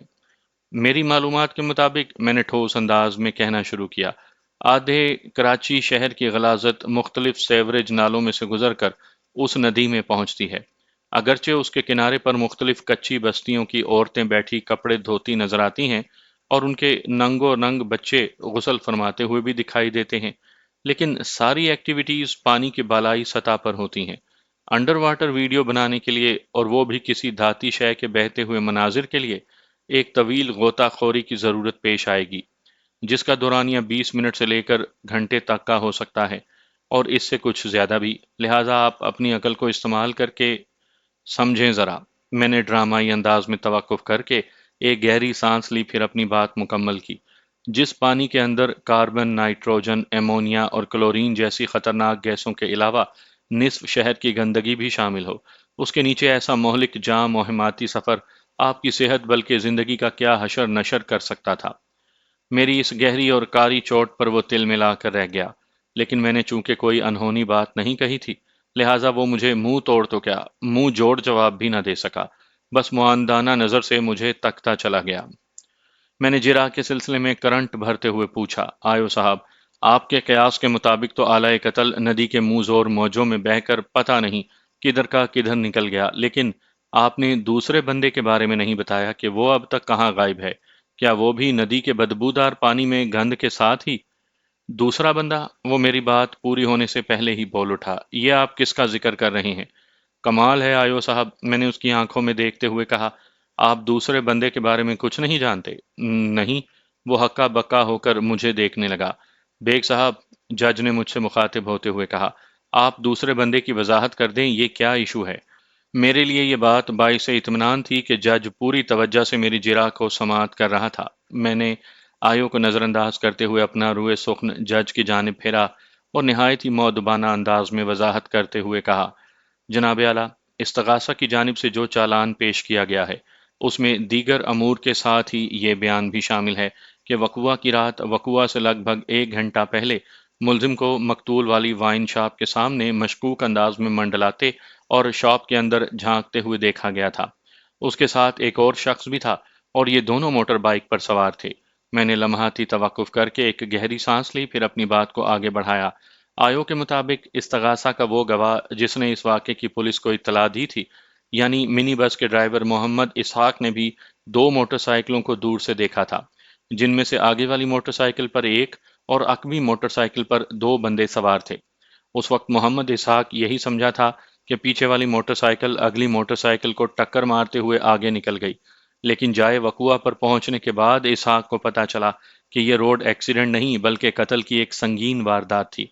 جب ہی اس نے قریبی کال آفس پہنچ کر پولیس کو اس واقعے کی اطلاع دی تھی۔ دوسرے بندے سے میری مراد وہی شخص ہے۔ میں نے ڈرامائی انداز میں رک کر حاضرین عدالت کا طائرانہ جائزہ لیا، پھر جج کی طرف دیکھتے ہوئے کہا، جناب اعلیٰ، وہ بندہ جو استغاثہ کے مطابق ملزم کا ساتھی تھا اور بائک پر اس کے ساتھ سوار تھا، اس پراسرار شخص کا نام نہ تو استغاثہ کے گواہوں کی فہرست میں شامل ہے اور نہ ہی چالان میں اس کا ذکر موجود ہے۔ کچھ پتہ نہیں چل رہا کہ اس بندے کو آسمان کھا گیا یا زمین نگل گئی۔ ہم نے اس بندے کو بھی تلاش کرنے کی کوشش کی تھی، وکیل استغاثہ نے غیر مستحکم لہجے میں جواب دیا، لیکن اتفاق سے وہ ٹریس نہیں ہو سکا۔ وہ بندہ اتفاق سے ٹریس نہیں ہوا اور آلۂ قتل اتفاق سے ندی میں بہہ گیا۔ میں نے وکیل استغاثہ اور انکوائری آفیسر کی جانب باری باری دیکھتے ہوئے زہریلے لہجے میں کہا، ہم تو بچپن سے سنتے چلے آ رہے ہیں کہ اتفاق میں بڑی برکت ہوتی ہے، لیکن استغاثہ کا اتفاق تو اس کیس میں سے برکت کو اٹھا رہا ہے۔ آلۂ قتل غائب، ملزم کا ایک اہم ساتھی غائب، اللہ خیر کرے، کہیں میرا موکل ہی غائب نہ ہو جائے۔ میں نے ایک مصنوعی سی جھرجھری لینے کے بعد جج کی جانب دیکھا اور بآواز بلند کہا، مجھے اور کچھ نہیں پوچھنا جناب اعلیٰ۔ عدالت کا مقررہ وقت ختم ہونے میں 7-8 منٹ باقی تھے۔ اتنی قلیل مدت میں کسی اور گواہ کو شہادت کے لیے پیش نہیں کیا جا سکتا تھا، لہٰذا جج نے تاریخ دے کر عدالت برخاست کر دی۔ آئندہ پیشی 15 روز کے بعد کی تھی۔ عدالتی کارروائی کا آغاز ہوا۔ استغاثہ کی طرف سے اس ڈرائیور کو گواہی کے لیے پیش کیا گیا جس نے اس واردات کی اطلاع پولیس کو فون پر دی تھی۔ جیسا کہ پہلے بتایا جا چکا ہے کہ اس مزدہ ڈرائیور کا نام محمد اسحاق تھا۔ اسحاق کی عمر 35 اور 40 کے درمیان رہی ہوگی۔ وہ گھنگریالے بالوں والا ایک عام سا انسان تھا۔ ناک نقشہ واجبی سا اور پستہ قامت، جسم مائل بافر بہی۔ اسحاق کا حلفیہ بیان ریکارڈ ہو چکا تو وکیل استغاثہ جرا کے لیے وٹنس باکس کے قریب چلا گیا۔ وہ 15-20 منٹ تک اپنے گواہ سے گھما پھرا کر مختلف سوالات کرتا رہا۔ اس جرا کا لب لباب یہ تھا کہ مقتول اپنی موٹر سائیکل پر آگے جا رہا تھا اور اس کے تعاقب میں دوسری موٹر سائیکل پر 2 شخص سوار تھے۔ پھر وہ خوفناک واقعہ پیش آیا اور 2 افراد والی موٹر سائیکل جائے وقوع سے فرار ہو گئی، وغیرہ وغیرہ۔ وکیل استغاثہ نے جرا ختم کی تو میں نے جج کی اجازت حاصل کر کے استغاثہ کے گواہ منی بس کے ڈرائیور محمد اسحاق کے قریب چلا گیا۔ میں نے اس کی آنکھوں میں دیکھتے ہوئے ذرا مختلف انداز میں جرا کا آغاز کیا۔ اسحاق صاحب، آپ نے وکیل استغاثہ کے سوالات کے جواب میں اور اس سے پہلے اپنے حلفیہ بیان میں یہ بھی بتایا ہے کہ وقوع کی رات آپ نے ڈرائیونگ کے دوران میں بہت آگے سڑک پر 2 موٹر سائیکلوں کو جاتے ہوئے دیکھا تھا۔ میں نے غلط تو نہیں کہا؟ نہیں جناب، آپ نے ٹھیک کہا، وہ ٹھہرے ہوئے لہجے میں بولا، بالکل ایسا ہی ہوا تھا۔ پھر آپ نے دیکھا کہ آگے والی موٹر سائیکل اپنے سوار سمیت سڑک پر گر گئی تھی۔ میں نے جرا کے سلسلے کو آگے بڑھایا اور پیچھے والی موٹر سائیکل جس پر 2 افراد سوار تھے وہ تیزی سے آگے بڑھ گئی، جیسے کوئی جائے وقوع سے فرار ہوتا ہے۔ کیا میں نے ٹھیک کہا؟ جی ہاں، بالکل ٹھیک کہا، اس نے تائیدی انداز میں گردن ہلائی۔ آپ اس وقت یہی سمجھے تھے کہ یہ ایک ایکسیڈنٹ ہے؟ اس حادثے میں قصور چونکہ پچھلی موٹر سائیکل والوں کا نظر آ رہا تھا، اس لیے وہ فی الفور جائے واردات سے فرار ہوئے۔ لیکن جب آپ جائے وقوع پر پہنچے اور آپ نے منی بس میں سے باہر آ کر صورتحال کا جائزہ لیا تو پتہ چلا کہ یہ تو قتل کی ایک واردات تھی۔ اس کے بعد ہی آپ نے قریبی پبلک کال آفس پہنچ کر پولیس کو اس واقعے کی اطلاع دی تھی۔ میں نے لمحاتی توقف کیا، ایک گہری سانس لی، پھر ٹھہرے ہوئے لہجے میں اضافہ کیا، اسحاق صاحب، آپ نے کس بات سے یہ اندازہ قائم کیا تھا کہ مقتول مورس کسی حادثے کا شکار نہیں بلکہ اسے باقاعدہ قتل کیا گیا تھا؟ اس کی لاش کو دیکھ کر، وہ الجھن زدہ لہجے میں بولا۔ لاش کو دیکھ کر؟ میں نے حیرت بھرے لہجے میں دہرایا، کیا یہ بات لاش نے آپ کو بتائی تھی کہ اسے قتل کیا گیا ہے؟ آبجیکشن یور آنر، وکیل استغاثہ نے نعرہ مستانہ بلند کیا۔ میرے فاضل دوست استغاثہ کے گواہ کو اپنی لچھے دار باتوں سے الجھانے کی کوشش کر رہے ہیں۔ ان کے بارے میں یہ مشہور ہے کہ یہ غیر متعلق اور اوٹ پٹانگ سوالات سے استغاثہ کے گواہوں کو کنفیوز کرتے ہیں۔ معزز عدالت سے میری استدعا ہے کہ انہیں اس نوعیت کے ہتھ کنڈے آزمانے سے روکا جائے۔ یہ سراسر مجھ پر الزام ہے یور آنر، میں نے ٹھہرے ہوئے لہجے میں کہا۔ میں نے اس سے پہلے اور نہ ہی اب ایسی کوئی حرکت کی ہے جیسے ہتھ کنڈوں کا میرے فاضل دوست ذکر کر رہے ہیں۔ میں نے استغاثہ کے گواہ سے جرا کے دوران میں جو سوال کیا ہے اس میں یہ لفظ استعمال ہوئے ہیں، لاش، قتل، دیکھنا، بتانا، بات، وغیرہ وغیرہ۔ ان میں سے کوئی بھی لفظ غیر متعلق نہیں اور نہ ہی میرے سوال کو اوٹ پٹانگ کہا جا سکتا ہے۔ That's all your honor۔ میری اس وضاحت پر وکیل استغاثہ زہر کا گھونٹ پی کر رہ گیا۔ اس پر مستزاد یہ کہ جج نے تیز لہجے میں اس سے استفسار کیا، وکیل صاحب، آپ کو وکیل صفائی کے الفاظ پر کیا اعتراض ہے؟ اعتراض الفاظ پر نہیں جناب اعلیٰ، وہ مجھے ناپسندیدہ نظروں سے گھورتے ہوئے جج سے مخاطب ہوا، بلکہ ان الفاظ کے معنی اور مفہوم پر ہے اور سب سے بڑھ کر کے وکیل صفائی کے تمسخرانہ سٹائل پر مجھے اعتراض ہے۔ آپ ان من جملہ اعتراضات کی وضاحت کریں، جج نے دلچسپی لیتے ہوئے کہا۔ وکیل استغاثہ نے بتانا شروع کیا، جناب اعلیٰ، میرے فاضل دوست نے استغاثہ کے معزز گواہ سے سوال کیا ہے کہ کیا یہ بات لاش نے گواہ کو بتائی تھی کہ اسے قتل کیا گیا ہے؟ لاش تو سیدھا سیدھا مطلب ہے ڈیڈ باڈی۔ کیا کوئی مردہ بھی اپنے قتل کے بارے میں کسی کو کچھ بتا سکتا ہے؟ یہ تو گواہ کو الجھانے والی بات ہوئی نا۔ جج کی ہزارہا سنجیدگی کے باوجود بھی اس کے ہونٹوں پر ہلکی سی مسکراہٹ ابھر آئی۔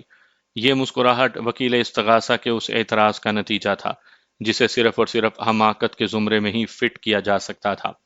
جج نے مجھ سے پوچھا، بیگ صاحب، آپ اس اعتراض کے جواب میں کیا کہیں گے؟ صرف سوری، میں نے معنی خیز لہجے میں کہا۔ سوری کیا مطلب؟ جج نے الجھن زدہ نظر سے میری طرف دیکھا۔ جناب اعلیٰ، میں نے شرارت آمیز انداز میں وضاحت کی، میں استغاثہ کے معزز گواہ اور اس کے معزز ترین وکیل سے سوری کہوں گا کہ میں نے لاش کے حوالے سے اس قسم کا سوال کیا۔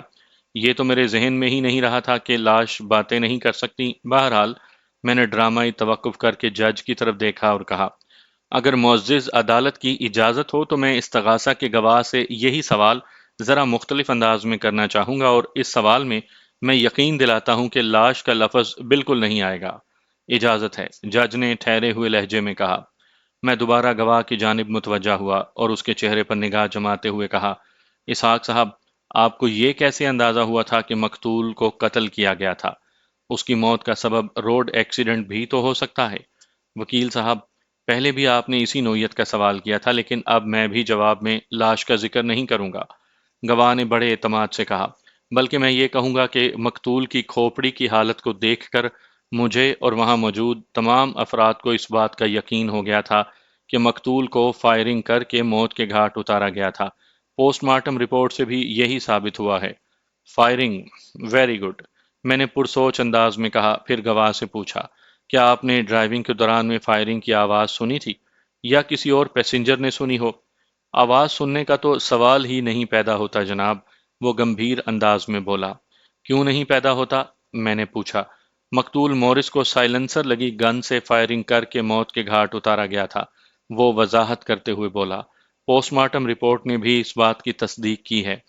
اگرچہ اس فائرنگ کی مخصوص آواز تو ابھری ہوگی، لیکن منی بس اس وقت جتنے فاصلے پر تھی وہاں سے آواز کو سننا ناممکن تھا۔ آپ نے فائرنگ کی آواز نہیں سنی تھی، میں نے ٹھوس لہجے میں کہا۔ ظاہر ہے اگر آپ گولیاں چلنے کی آواز سن لیتے تو پھر اسے حادثہ نہ سمجھتے، بلکہ جائے وقوع پر پہنچنے سے پہلے ہی آپ کو پتہ چل جاتا کہ ندی کے پل پر کوئی قتل کی واردات ہوئی ہے۔ میں صحیح کہہ رہا ہوں نا؟ 16 آنے صحیح، اس نے تائیدی انداز میں گردن ہلائی۔ اسحاق صاحب، اب میں آپ سے جو سوال کرنے والا ہوں اس کا بہت سوچ سمجھ کر جواب دیجیے گا۔ میں نے ایک ایک لفظ پر زور دیتے ہوئے کہا، ڈرائیونگ کے دوران میں جب آپ نے یہ واقعہ ہوتے دیکھا اور جائے وقوع سے 2 سوار افراد والی موٹر سائیکل کو فرار ہوتے دیکھا، تو کیا آپ نے اسے دیکھا کے ساتھ یہ بھی دیکھا کہ ان 2 فرار ہونے والے افراد میں سے کسی نے کوئی شے ندی میں پھینکی ہو؟ نہیں جناب، میں نے ایسا کچھ نہیں دیکھا تھا، وہ پروسوک انداز میں بولا۔ یہ واقعہ رونما ہوا اور پیچھے والی موٹر سائیکل پلک جھپکتے میں جائے واردات سے فرار ہو گئی، بس۔ لیکن آلۂ قتل کی عدم دستیابی کے حوالے سے اس کیس کے انکوائری آفیسر کا یہ دعویٰ ہے کہ، میں نے بے حد سنجیدہ لہجے میں کہا، کہ ملزم نے مقتول کو موت کے گھاٹ اتارنے کے بعد سائلنسر لگی گن کو ندی میں پھینک دیا تھا۔ میں نے تو ایسا کچھ بھی نہیں دیکھا، گواہ نے متذبذب لہجے میں کہا۔ انکوائری آفیسر اپنے دعوے کا خود ہی جواب دیں گے۔ اسی لمحے آیو نے کچھ کہنے کے لیے لب کھولنا چاہے، لیکن اس کی اس کوشش سے پہلے ہی میں نے کہہ دیا، آیو صاحب کو میں بار بار کٹہرے میں بلانے کی جسارت نہیں کر سکتا۔ پہلے انہوں نے انڈر واٹر آلۂ قتل کی ویڈیو بنانے کے خیالات کا اظہار کیا تھا، اب وہ اسی تلاش و جستجو میں کہیں مریخ کی طرف نہ نکل جائیں۔ آپ نے جو جواب دیا ہے میرے لیے وہی کافی ہے، اور اب چند آخری سوالات۔ میں نے جملہ ادھورا چھوڑ کر تفتیشی افسر کی طرف دیکھا، وہ مجھے کچا چبا جانے والی نظروں سے گھور رہا تھا۔ میں دوبارہ گواہ کی جانب متوجہ ہو گیا اور پوچھا، اسحاق صاحب، میرے موکل کو مورس کے قتل کے الزام میں ایک ملزم کی حیثیت سے عدالت میں پیش کیا گیا ہے۔ استغاثہ کے مطابق وقوع کی رات آپ نے 2 سواروں والی جس موٹر سائیکل کو ندی کے پل سے فرار ہوتے دیکھا تھا، اس موٹر سائیکل پر ملزم اپنے کسی دوست کے ساتھ سوار تھا۔ اس نے مقتول کی کھوپڑی اور گدی پر 2 بے آواز فائر کیے اور اپنے دوست کے ساتھ جائے واردات سے فرار ہو گیا۔ اگر استغاثہ کے دعوے کو بغرض محال ایک لمحے کے لیے درست بھی تسلیم کر لیا جائے تو اس سے واضح نتیجہ یہ نکلتا ہے کہ ملزم کا دوست ڈرائیونگ کر رہا تھا اور ملزم اس کے پیچھے سائلنسر لگی گن تھامے بیٹھا تھا۔ اس نے اپنا کام کیا، پھر یہ دونوں موقع سے فرار ہو گئے۔ آپ اس سلسلے میں کیا کہتے ہیں؟ ظاہر ہے جناب، موٹر سائیکل چلانے والا شخص تو اتنا صحیح نشانہ نہیں لگا سکتا تھا، گواہ نے جواب دیا۔ ملزم پیچھے ہی بیٹھا ہوا ہوگا، اور یہ بھی تو ہو سکتا ہے کہ ڈرائیونگ ملزم نے سنبھال رکھی ہو، میں نے گہری سنجیدگی سے کہا، اور اس کا دوست گن تھامے پیچھے بیٹھا ہو اور مقتول پر اسی دوست نے فائرنگ کی ہو۔ ایک لمحے کے لیے اس کی آنکھوں میں الجھن کے آثار پیدا ہوئے، پھر وہ کاٹ کے الو کے مانند اثبات میں گردن ہلاتے ہوئے بولا، جی ہاں، یہ بھی ہو سکتا ہے۔ یعنی آپ یقین کے ساتھ کچھ نہیں کہہ سکتے؟ یقین کے ساتھ تو اسی وقت کوئی بات کی جا سکتی ہے اگر میں نے پچھلی موٹر سائیکل والوں کو بہت قریب سے یہ واردات کرتے دیکھا ہو، وہ معتدل انداز میں بولا۔ جائے وقوع اور منی بس کے درمیان اتنا فاصلہ تھا کہ میں کسی کے چہرے کو بھی واضح طور پر نہیں دیکھ سکتا تھا۔ اگر دن کا وقت ہوتا یا سڑک کے اس حصے پر اسٹریٹ لائٹس نصب ہوتی تو شاید میں قدرے بہتر اندازہ قائم کر لیتا۔ رات کی تاریکی اور منی بس کی ہیڈ لائٹس کی محدود روشنی میں وقوع کی رات میں نے ندی کے پل پر جو منظر دیکھا وہ آپ کو بتا دیا۔ اس کے علاوہ اگر آپ مجھ سے کچھ پوچھنا چاہیں تو معذرت ہی کر سکتا ہوں۔ معذرت کرنے کی کوئی ضرورت نہیں اسحاق صاحب، میں نے گمبھیر انداز میں کہا۔ اس کے بجائے آپ ایک اور کام کریں۔ کون سا کام؟ اس نے چونک کر میری طرف دیکھا۔ آپ ملزم کو غور سے دیکھیں، میں نے معنی خیز انداز میں کہا۔ اس نے بغور میرے موکل کو سر تا پا گھور کر دیکھا، پھر اپنی آنکھوں کا زاویہ میری طرف موڑتے ہوئے بولا، جی۔ کیا آپ وثوق سے کہہ سکتے ہیں کہ وقوع کی رات مقتول مورس پر فائرنگ اسی نوجوان نے کی تھی؟ میں نے سنسناتے ہوئے لہجے میں سوال کیا۔ نہیں، اس نے دو ٹوک انداز میں جواب دیا۔ مجھے گواہ سے اور کچھ نہیں پوچھنا جناب، میں نے روئے سخن جج کی جانب موڑتے ہوئے کہا۔ نمبر ایک، استغاثہ کا گواہ میرے موکل کے اس کیس میں ملوث ہونے کے بارے میں پر یقین نہیں ہے۔ نمبر دو، آلہ قتل دستیاب نہیں ہو سکا اور گواہ نے کسی کو آلہ قتل ندی میں پھینکتے ہوئے بھی نہیں دیکھا۔ نمبر تین، پچھلی موٹر سائیکل پر جو دو افراد سوار تھے ان میں سے ایک میرا موکل تھا، اس بات کا استغاثہ کے پاس کوئی ثبوت نہیں۔ نمبر چار، یہ امر بھی واضح نہیں ہے کہ موٹر سائیکل سواروں میں سے کس نے فائرنگ کی اور کون ڈرائیونگ کر رہا تھا۔ کیونکہ ان دونوں کا کوئی سراغ کہیں نہیں ملتا، لہٰذا میں نے لمحاتی توقف کر کے ایک گہری سانس لی، پھر اپنی بات مکمل کی۔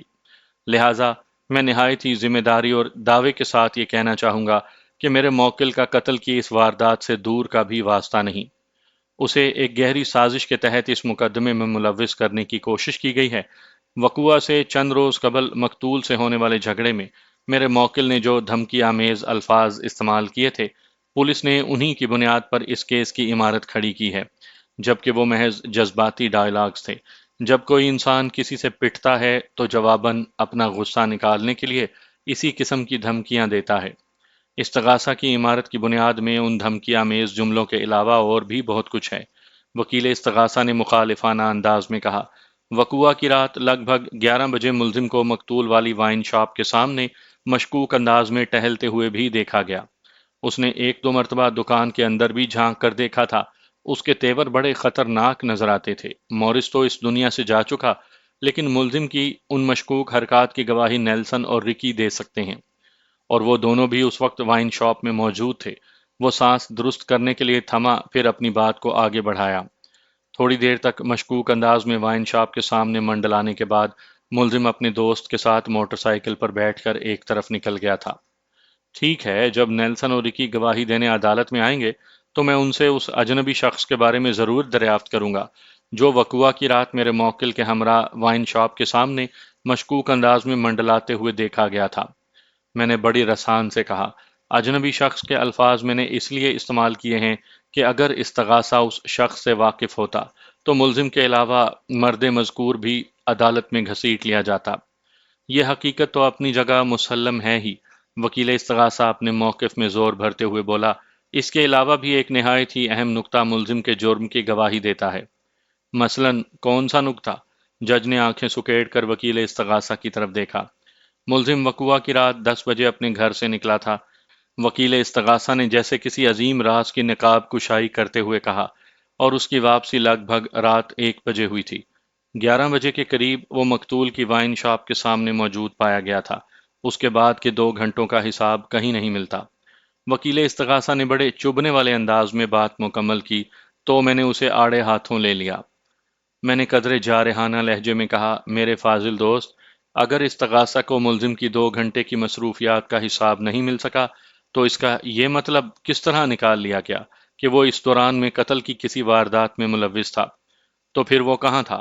وکیل استغاثہ نے اکھڑے ہوئے لہجے میں استفسار کیا۔ یہ رمضان کریم کا مہینہ ہے، میں نے وکیل سرکار کے زخموں پر نمک چھڑکتے ہوئے کہا۔ یہ بھی تو ہو سکتا ہے کہ یہ کسی مسجد میں عبادت کی غرض سے 2 گھنٹے گزار آیا ہو۔ آپ تو اتنے وثوق سے یہ بات کہہ رہے ہیں جیسے اس رات آپ بھی ملزم کے ساتھ مسجد میں عبادت کرنے گئے تھے۔ وکیل استغاثہ نے مجھ پر گہری چوٹ کی۔ آپ کا وثوق تو مجھ سے 1000 گنا زیادہ ہے میرے فاضل دوست۔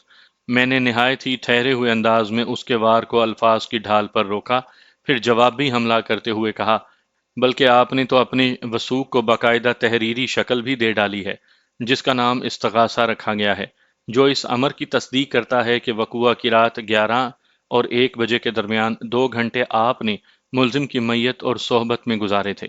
جبھی آپ کو یقین ہے کہ انہی 2 گھنٹوں کے دوران میں ملزم نے مقتول مورس کو موت کے گھاٹ اتارا تھا۔ کہیں آپ کہیں آپ قاتل والی موٹر سائیکل تو ڈرائیو نہیں کر رہے تھے؟ یہ میری جانب سے ایسا بھرپور حملہ تھا کہ وکیل استغاثہ کی سوچ کی ایسی کم تیسی ہو گئی۔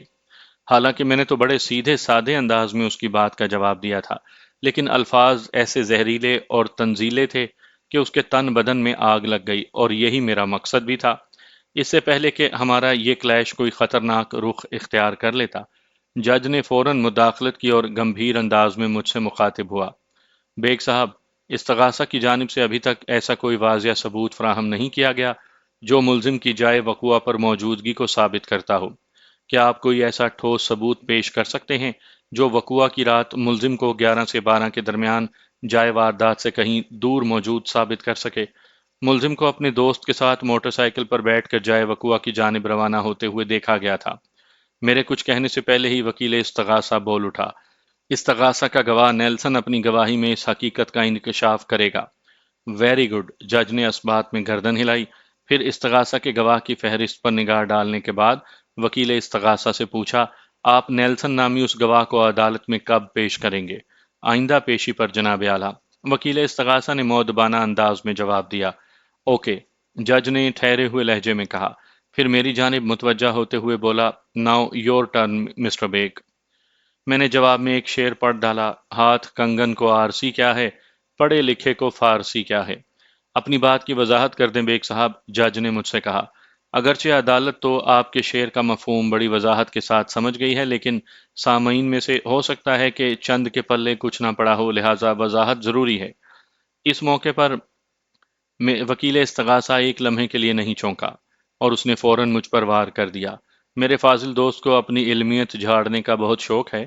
ابھی تو شکر کا مقام ہے کہ انہوں نے اردو کے شعر میں صرف لفظ فارسی استعمال کیا ہے، ورنہ یہ تو فارسی کے پورے پورے شعر، اور اگر بس چلے تو مکمل گلستہ بوستہ بھی کوٹ کرنے سے باز نہیں آتے۔ جج نے وکیل استغاثہ کے اس عامیانہ اور بے محل تبصرے پر توجہ نہیں دی، اور مجھ سے مخاطب ہوتے ہوئے بولا، جی بیگ صاحب۔ میں نے معتدل لہجے میں کہا، جناب اعلیٰ، ملزم اس وقت عدالت کے کمرے میں موجود ہے۔ مجھے اس کی 2 گھنٹے یا 1 گھنٹے کی مصروفیات کی وضاحت کرنے کی قطعاً کوئی ضرورت نہیں۔ یہ تو موکل سست اور وکیل چست والی بات ہو جائے گی۔ کیوں نہ اس سوال کا جواب ملزم ہی سے لیا جائے؟ بڑی مناسب بات ہے، جج نے میری تائید کرتے ہوئے کہا، پھر ملزم کی طرف دیکھتے ہوئے پوچھا، وقوعہ کی رات 11 اور 1 بجے کے درمیان کا وقت تم نے کہاں گزارا؟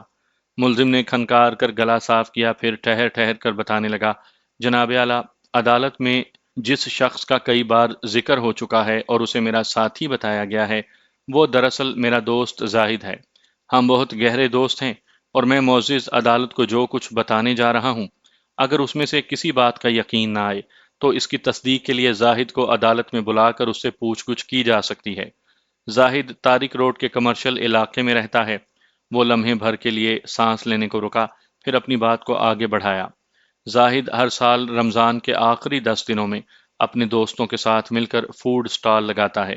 جیسا کہ سب لوگ جانتے ہیں، اور طارق روڈ کی طرف شاپنگ کی غرض سے جانے والوں نے دیکھا بھی ہوگا کہ وہاں ان دنوں میں پاکستانی اور کانٹیننٹل کھانوں کی ایک پوری اسٹریٹ آباد ہو جاتی ہے، جو سر شام آغاز ہو کر رات گئے، بلکہ آخری 2-3 دنوں میں تو صبح فجر تک چلتی ہے۔ شاپنگ کے لیے ادھر کا رخ کرنے والوں کی خاصی گہما گہمی ہوتی ہے، اور کھانے پینے کا سلسلہ بھی جاری رہتا ہے۔ لیکن طارق روڈ کی فوڈ سٹریٹ کا زیر سماعت کیس سے کیا تعلق ہے؟ وکیل استغاثہ نے بے صبری کا مظاہرہ کرتے ہوئے کہا، یہ تم نے کون سی کہانی سنانی شروع کر دی؟ میں تو وہ کہانی سنا رہا ہوں جناب جو اس کیس سے گہرا تعلق رکھتی ہے، ملزم عاقل بڑے اعتماد سے بولا، اور یہ کہانی ہی جائے وقوع سے میرے عدم موجودگی کو ظاہر کر کے مجھے بے گناہ ثابت کرتی ہے۔ لہٰذا اگر آپ میرے بیان کے دوران میں رکاوٹیں کھڑی نہ کریں تو بڑی مہربانی ہوگی۔ ملزم نے بڑے خوبصورت انداز میں وکیل استغاثہ کو کارنر کر دیا تھا۔ وہ تل ملا کر رہ گیا، تاہم منہ سے کچھ نہ بولا۔ ملزم نے اپنی بات کو آگے بڑھایا۔ عید کی آمد سے پہلے رمضان کے آخری عشرے میں ہمارے علاقے میں بھی بڑی رونق اور گہما گہمی ہوتی ہے، لہٰذا اس سال بھی میں نے فوڈ سٹال لگانے کا فیصلہ کیا تھا۔ میں نے زاہد سے درخواست کی تھی کہ وہ ہمارے علاقے میں آ کر فوڈ سٹال کے لیے کسی اچھی سی لوکیشن کا انتخاب کرے۔ وقوعہ کی رات وہ اسی غرض سے میرے پاس آیا ہوا تھا۔ ہم علاقے کے مختلف حصوں کا گھوم پھر کر جائزہ لے رہے تھے۔ اسی دوران ہم اخبار کے آفس کی طرف بھی آئے۔ وائن شاپ بھی ادھر قریب ہی واقع ہے۔ زاہد کو یہ بات معلوم تھی کہ چند روز پہلے وائن شاپ کے انچارج مورس سے میرا جھگڑا ہو گیا تھا۔ اس نے مجھ سے کہا کہ میں اسے مورس کی جھلک دکھاؤں، پتہ تو چلے کہ آخر وہ کون سورما ہے۔ میں زاہد کے ساتھ وائن شاپ کے سامنے پہنچا اور شاپ کے اندر جھانک کر اسے مورس کی شکل دکھا دی۔ پھر ہم وہاں سے آگے بڑھ گئے۔ جب تم نے وائن شاپ کے اندر جھانک کر مقتول کو دیکھا تو اس وقت لگ بھگ رات کے 11 بجے تھے۔ اس کے خاموش ہونے پر میں نے کہا، اس کے بعد کا وقت تم لوگوں نے کہاں گزارا؟ زاہد کو بھوک لگ رہی تھی، ملزم نے بتایا۔ ہمارے علاقے میں عمدہ نہاری کا ایک ہوٹل ہے، میں زاہد کو وہاں لے گیا۔ ہم کم و بیش 1 گھنٹہ اس ہوٹل میں ٹھہرے۔ اس ہوٹل کا ویٹر نذیر احمد اس بات کی گواہی دے سکتا ہے۔ ہم نے خوب سیر ہو کر نہاری روٹی کھائی، پھر برابر میں پٹھان کے ہوٹل سے دودھ پتی پی۔ اس کے بعد میں زاہد کو اپنی موٹر سائیکل پر طارق روڈ چھوڑنے چلا گیا۔ طارق روڈ سے واپسی پر جب میں گھر پہنچا تو رات کا 1 بج چکا تھا۔ جب تم زاہد کو طارق روڈ چھوڑنے گئے تو کیا وقت ہوا ہوگا؟ 12 سے تو اوپر ہی کا وقت تھا، ملزم نے جواب دیا، کہ یہ یعنی کہ 12:15 بجے ہوں گے، اور تمہارے علاقے سے طارق روڈ مشرق میں واقع ہے۔ میں نے گہری سنجیدگی سے کہا، اور جائے وقوع ندی والا پل وہ مغرب میں ہے؟ جی ہاں، بالکل ایسا ہی ہے۔ اس نے اس بات میں گردن ہلائی۔ کیا تم لوگ طارق روڈ جانے کے لیے ندی کی طرف سے تو نہیں نکلے تھے؟ میں نے برسبیل تذکرہ پوچھ لیا۔ سوال ہی پیدا نہیں ہوتا جناب، وہ عجیب سے لہجے میں بولا، یہ تو سراسر حماقت ہوتی۔ اگر ہم ندی والے راستے کی طرف سے بائک نکالتے تو کبھی طارق روڈ نہیں پہنچ سکتے تھے، اور اگر گھوم پھر کر بھی پہنچنے کی کوشش کرتے تو رات کو 3-4 تو بج ہی جاتے، جبکہ میں رات 1 بجے واپس اپنے گھر پر تھا۔ میں نے جج کی طرف دیکھتے ہوئے کہا، جناب اعلیٰ، ملزم کا تفصیلی بیان اور مصروفیات اس بات کا ثبوت ہے کہ یہ وقوعہ کے وقت جائے واردات سے میلوں دور اپنے دوست کے ساتھ ہوٹل میں بیٹھا نہاری روٹی کھا رہا تھا، لہٰذا قتل کی اس واردات میں ملزم کے ملوث ہونے کا سوال ہی پیدا نہیں ہوتا۔ علاوہ ازیں اس تفصیل سے بہت سے ایسے امور کی بھی وضاحت ہو جاتی ہے جو استغاثہ کے لیے بڑی اہمیت کے حامل ہیں۔ مثلاً وقوعہ کی رات ملزم وائن شاپ کے سامنے بڑے مشکوک انداز میں ٹہل رہا تھا، اور اس نے بڑے خطرناک انداز میں 1-2 بار شاپ کے اندر بھی جھانک کر دیکھا تھا، اور پھر اپنے دوست کے ساتھ موٹر سائیکل پر سوار ہو کر وہاں سے چلا گیا تھا، وغیرہ وغیرہ۔ بیگ صاحب، جج نے مجھ سے مخاطب ہوتے ہوئے کہا، کیا آئندہ پیشی پر آپ ملزم کے دوست زاہد اور ہوٹل کے ویٹر نذیر احمد کو ملزم کے بیان کی تصدیق کے لیے عدالت میں پیش کر سکتے ہیں؟ بالکل جناب، میں نے اس بات میں گردن ہلائی، ضرور پیش کر سکتا ہوں۔ آپ بھی وکیل صاحب، جج نے وکیل استغاثہ کی طرف دیکھتے ہوئے کہا، استغاثہ کے جو گواہ باقی بچے ہیں انہیں اگلی پیشی پر لے آئیں تاکہ اس کیس کا جلد از جلد فیصلہ سنایا جا سکے۔ وکیل استغاثہ نے جج کی ہدایت پر عمل کرنے کا یقین دلایا۔ جج نے 10 روز بعد کی تاریخ دے کر عدالت برخاست کرنے کا اعلان کر دیا۔ The court is adjourned۔ آئندہ پیشی پر سب سے پہلے صفائی کے گواہان یعنی ملزم کے دوست زاہد اور نہاری ہوٹل کے ویٹر نذیر احمد کو گواہی کے لیے پیش کیا گیا، جن کے حلفیہ بیان اور بعد ازاں ان پر ہونے والی جرح سے ثابت ہو گیا کہ وقوعہ کی رات 11 اور 12 بجے کے دوران میں میرا موکل جائے واردات سے 5 میل کے فاصلے پر اپنے دوست کے ساتھ موجود تھا۔ جائے وقوعہ سے اس کی عدم موجودگی اس بات پر دلالت کرتی تھی کہ قتل کی اس واردات میں وہ کسی بھی طور پر ملوث نہیں تھا۔ اس کے بعد یکے بعد دیگرے 3 گواہ استغاثہ کی طرف سے پیش کیے گئے، جن میں وائن شاپ کا مالک مسٹر پیٹر اور دونوں ملازم رکی اور نیلسن شامل تھے۔ پیٹر کے بیان میں ایسی کوئی بات شامل نہیں تھی جو اس کیس میں کسی طرح معاون ثابت ہو سکتی۔ پیٹر کے بعد رکی اور نیلسن گواہی دینے کے لیے آئے۔ ان کے بیانات میں بہت کچھ مشترک تھا، مثلاً یہ کہ ملزم اور مقتول کا جھگڑا ہوا تھا جس میں ملزم نے مقتول کو سنگین نتائج کی دھمکیاں دی تھیں۔ پھر یہ کہ وقوعہ کی رات وائن شاپ بند ہونے سے تھوڑی دیر پہلے ملزم اپنے ایک دوست کے ہمراہ شاپ کے سامنے بڑے مشکوک انداز میں ٹہلتے ہوئے دیکھا گیا تھا۔ اور اس نے ایک دو مرتبہ شاپ کے اندر جھانک کر بھی دیکھا تھا، وغیرہ وغیرہ۔ البتہ نیلسن کا بیان اس حوالے سے قدرے مختلف اور اہمیت کا حامل تھا کہ اس نے ملزم اور اس کے دوست کو موٹر سائیکل پر سوار ہو کر جائے وقوعہ کی طرف جاتے ہوئے بھی دیکھا تھا، لہٰذا میں یہاں پر نیلسن کے بیان اور بعد ازاں اس پر ہونے والی جرح کا احوال ہی پیش کروں گا۔ وکیل استغاثہ نے اسے فارغ کیا تو جج کی اجازت حاصل کر کے میں وٹنس باکس کے قریب چلا گیا۔ نیلسن کی عمر 25 کے قریب رہی ہوگی۔ وہ ایک دبلا پتلا اور دراز قامت شخص تھا۔ میں نے اپنی جرح کا آغاز کیا۔ مسٹر نیلسن، آپ کو پیٹر کی وائن شاپ پر کام کرتے ہوئے کتنا عرصہ ہوا ہے؟ 5 سال، اس نے جواب دیا۔ اور مقتول مورس کب سے وہاں تھا؟ مجھ سے 3 سال پہلے سے، اس نے بتایا، یعنی 8 سال سے۔ میری معلومات کے مطابق مقتول کی آپ کے ساتھ بڑی گہری دوستی تھی، میں نے سنجیدہ لہجے میں کہا، اور آپ دونوں ایک دوسرے کے ذاتی معاملات سے بھی اچھی طرح واقف تھے۔ میں نے غلط تو نہیں کہا؟ نہیں جناب، آپ نے بالکل درست فرمایا ہے، اس نے بھرائی ہوئی آواز میں کہا۔ واقعی ہم دونوں ایک دوسرے کے بہت قریب تھے۔ مجھے آپ کے دوست کی المناک موت کا بڑا دکھ ہے۔ میں نے جرح کے سلسلے کو آگے بڑھایا۔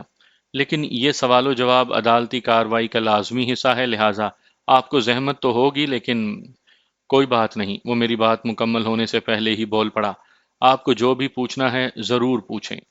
ان تکلفات سے مورس واپس تو نہیں آ جائے گا؟ بجا فرمایا آپ نے، جانے والا کو کبھی کوئی واپس نہیں لا سکتا۔ میں نے اس کی آنکھوں میں دیکھتے ہوئے کہا، ہاں البتہ اس کے بھیجنے میں جس کا ہاتھ ہو اسے قرار واقعی سزا تو دلوائی جا سکتی ہے نا؟ کیا خیال ہے آپ کا؟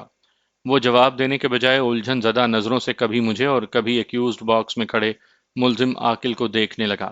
اس کی سمجھ میں نہیں آ رہا تھا کہ میں نے اپنے موکل کو سزا دلوانے کی بات کیوں کی ہے۔ یہ بات اس لیے بھی اس کی سمجھ میں نہیں آ سکتی تھی کہ در حقیقت میں نے ایسا کچھ نہیں کہا تھا۔ چند لمحات کے تذبذباتی توقف کے بعد اس نے اسبات میں گردن ہلاتے ہوئے کہا، جی ہاں، بالکل، ضرور، مورس کے قاتل کو قرار واقعی سزا ملنا چاہیے۔ بات کے اختتام پر اس نے ایک مرتبہ پھر نفرت بھری نظروں سے ملزم عاقل کی طرف دیکھا۔ قاتل کو عبرتناک سزا دلوائی جا سکتی ہے، میں نے ایک ایک لفظ پر زور دیتے ہوئے کہا، لیکن اس کام میں آپ کو میرا ساتھ دینا ہوگا۔ بولیں، ساتھ دیں گے آپ مسٹر نیلسن؟ جی، میں ہر قسم کے تعاون کے لیے تیار ہوں، وہ گہری سنجیدگی سے بولا۔ میں نے پوچھا، کیا یہ صحیح ہے کہ مقتول غیر شادی شدہ تھا؟ جی ہاں، اس نے اسبات میں سر ہلایا۔ مورس کی ابھی شادی نہیں ہوئی تھی۔ مقتول کی شادی نہیں ہوئی تھی، میں نے سرسری لہجے میں دہرایا، پھر سوالیہ نظروں سے گواہ کی طرف دیکھا۔ لیکن ایک جگہ بڑا زبردست معاشقہ چل رہا تھا۔ یہ معاملہ آپ سے چھپا ہوا تو نہیں تھا مسٹر نیلسن؟ جی، مجھے اس معاملے کی خبر تھی، گواہ نے جواب دیا۔ کیا اس لڑکی کا نام ایگنس تھا؟ جی ہاں۔ ایگنس اور مورس ایک دوسرے کو بہت چاہتے تھے؟ جی ہاں، یہ ایک حقیقت تھی۔ ایگنس کا ایک کزن جوزف بھی اسے بہت چاہتا تھا، میں نے جرح کے سلسلے کو دراز کرتے ہوئے کہا۔ اور یہ جوزف مورس کو سخت ناپسند کرتا تھا، میں نے غلط تو نہیں کہا؟ آپ نے بالکل درست بیان کیا ہے، وہ تائیدی انداز میں بولا۔ جوزف اس معاملے میں مورس سے سخت نفرت کرتا تھا، لیکن اس کا بس نہیں چلتا تھا کیونکہ ایگنس صرف اور صرف مورس ہی کو چاہتی تھی۔ جوزف کا بس نہیں چلتا تھا، میں نے خود کلامی کے انداز میں کہا، اور پھر ایک روز اس کا بس چل گیا۔ جی، کیا مطلب؟ وہ چونک کر مجھے دیکھنے لگا۔ میں نے کہا، کیا یہ درست ہے کہ جوزف کا اٹھنا بیٹھنا آوارہ اور اوباش قسم کے لوگوں کے ساتھ تھا؟ جی ہاں، یہ درست ہے۔ وہ کلائیوں اور گلے میں موٹی موٹی چینیں پہنے سارا دن آوارہ گردی کرتا رہتا تھا۔ میں نے پوچھا، وہ کوئی کام کاج بھی نہیں کرتا تھا؟ جی ہاں، ایسا ہی ہے۔ استغاثہ کے گواہ نیلسن نے اسبات میں گردن ہلائی، اور یہی وجہ ہے کہ ایگنس اسے سخت ناپسند کرتی تھی۔ ایگنس جوزف کو سخت ناپسند کرتی تھی اور جوزف مورس سے نفرت کرتا تھا، میں نے ٹھہرے ہوئے لہجے میں کہا۔ پھر یکلخت گواہ سے پوچھا، مسٹر نیلسن، یہ بھی تو ہو سکتا ہے کہ جوزف نے ہی مورس کو ٹھکانے لگا دیا ہو؟ اس کے چہرے پر ایک رنگ سا آ کر گزر گیا، جلدی سے بولا، میں کیا کہہ سکتا ہوں جناب؟ آپ کچھ نہ کچھ تو کہہ سکتے ہیں، آخر آپ کو بھی اظہار خیال کا حق حاصل ہے، میں نے دوستانہ انداز میں کہا۔ اس بات کے روشن امکانات تو ہیں نا کہ اپنی راہ صاف کرنے کے لیے جوزف نے مورس کو ایک طرف ہٹا دیا ہو؟ دیکھیں جناب، ہونے کو تو کچھ بھی ہو سکتا ہے، وہ بے حد محتاط انداز میں بولا، لیکن میں نے چونکہ جوزف کو یہ کام کرتے ہوئے اپنی آنکھوں سے نہیں دیکھا، اس لیے اس پر کوئی تبصرہ تو نہیں کر سکتا۔ تو اس کا مطلب ہے کہ تم نے ملزم عاقل کو مورس کے قتل کرتے ہوئے خود اپنی آنکھوں سے دیکھا تھا؟ اسی لیے تم ملزم کے خلاف گواہی دینے عدالت میں حاضر ہوئے ہو؟ جی۔ وہ ہکا بکا ہو کر مجھے دیکھنے لگا۔ میں نے یہ تو نہیں کہا کہ میں نے ملزم کو قتل کی واردات کرتے ہوئے اپنی آنکھوں سے دیکھا ہے۔ وقوعہ کی رات تم لوگوں نے وائن شاپ کتنے بجے بند کی تھی؟ اس کی بات پر توجہ دیے بغیر میں نے سخت لہجے میں دریافت کیا۔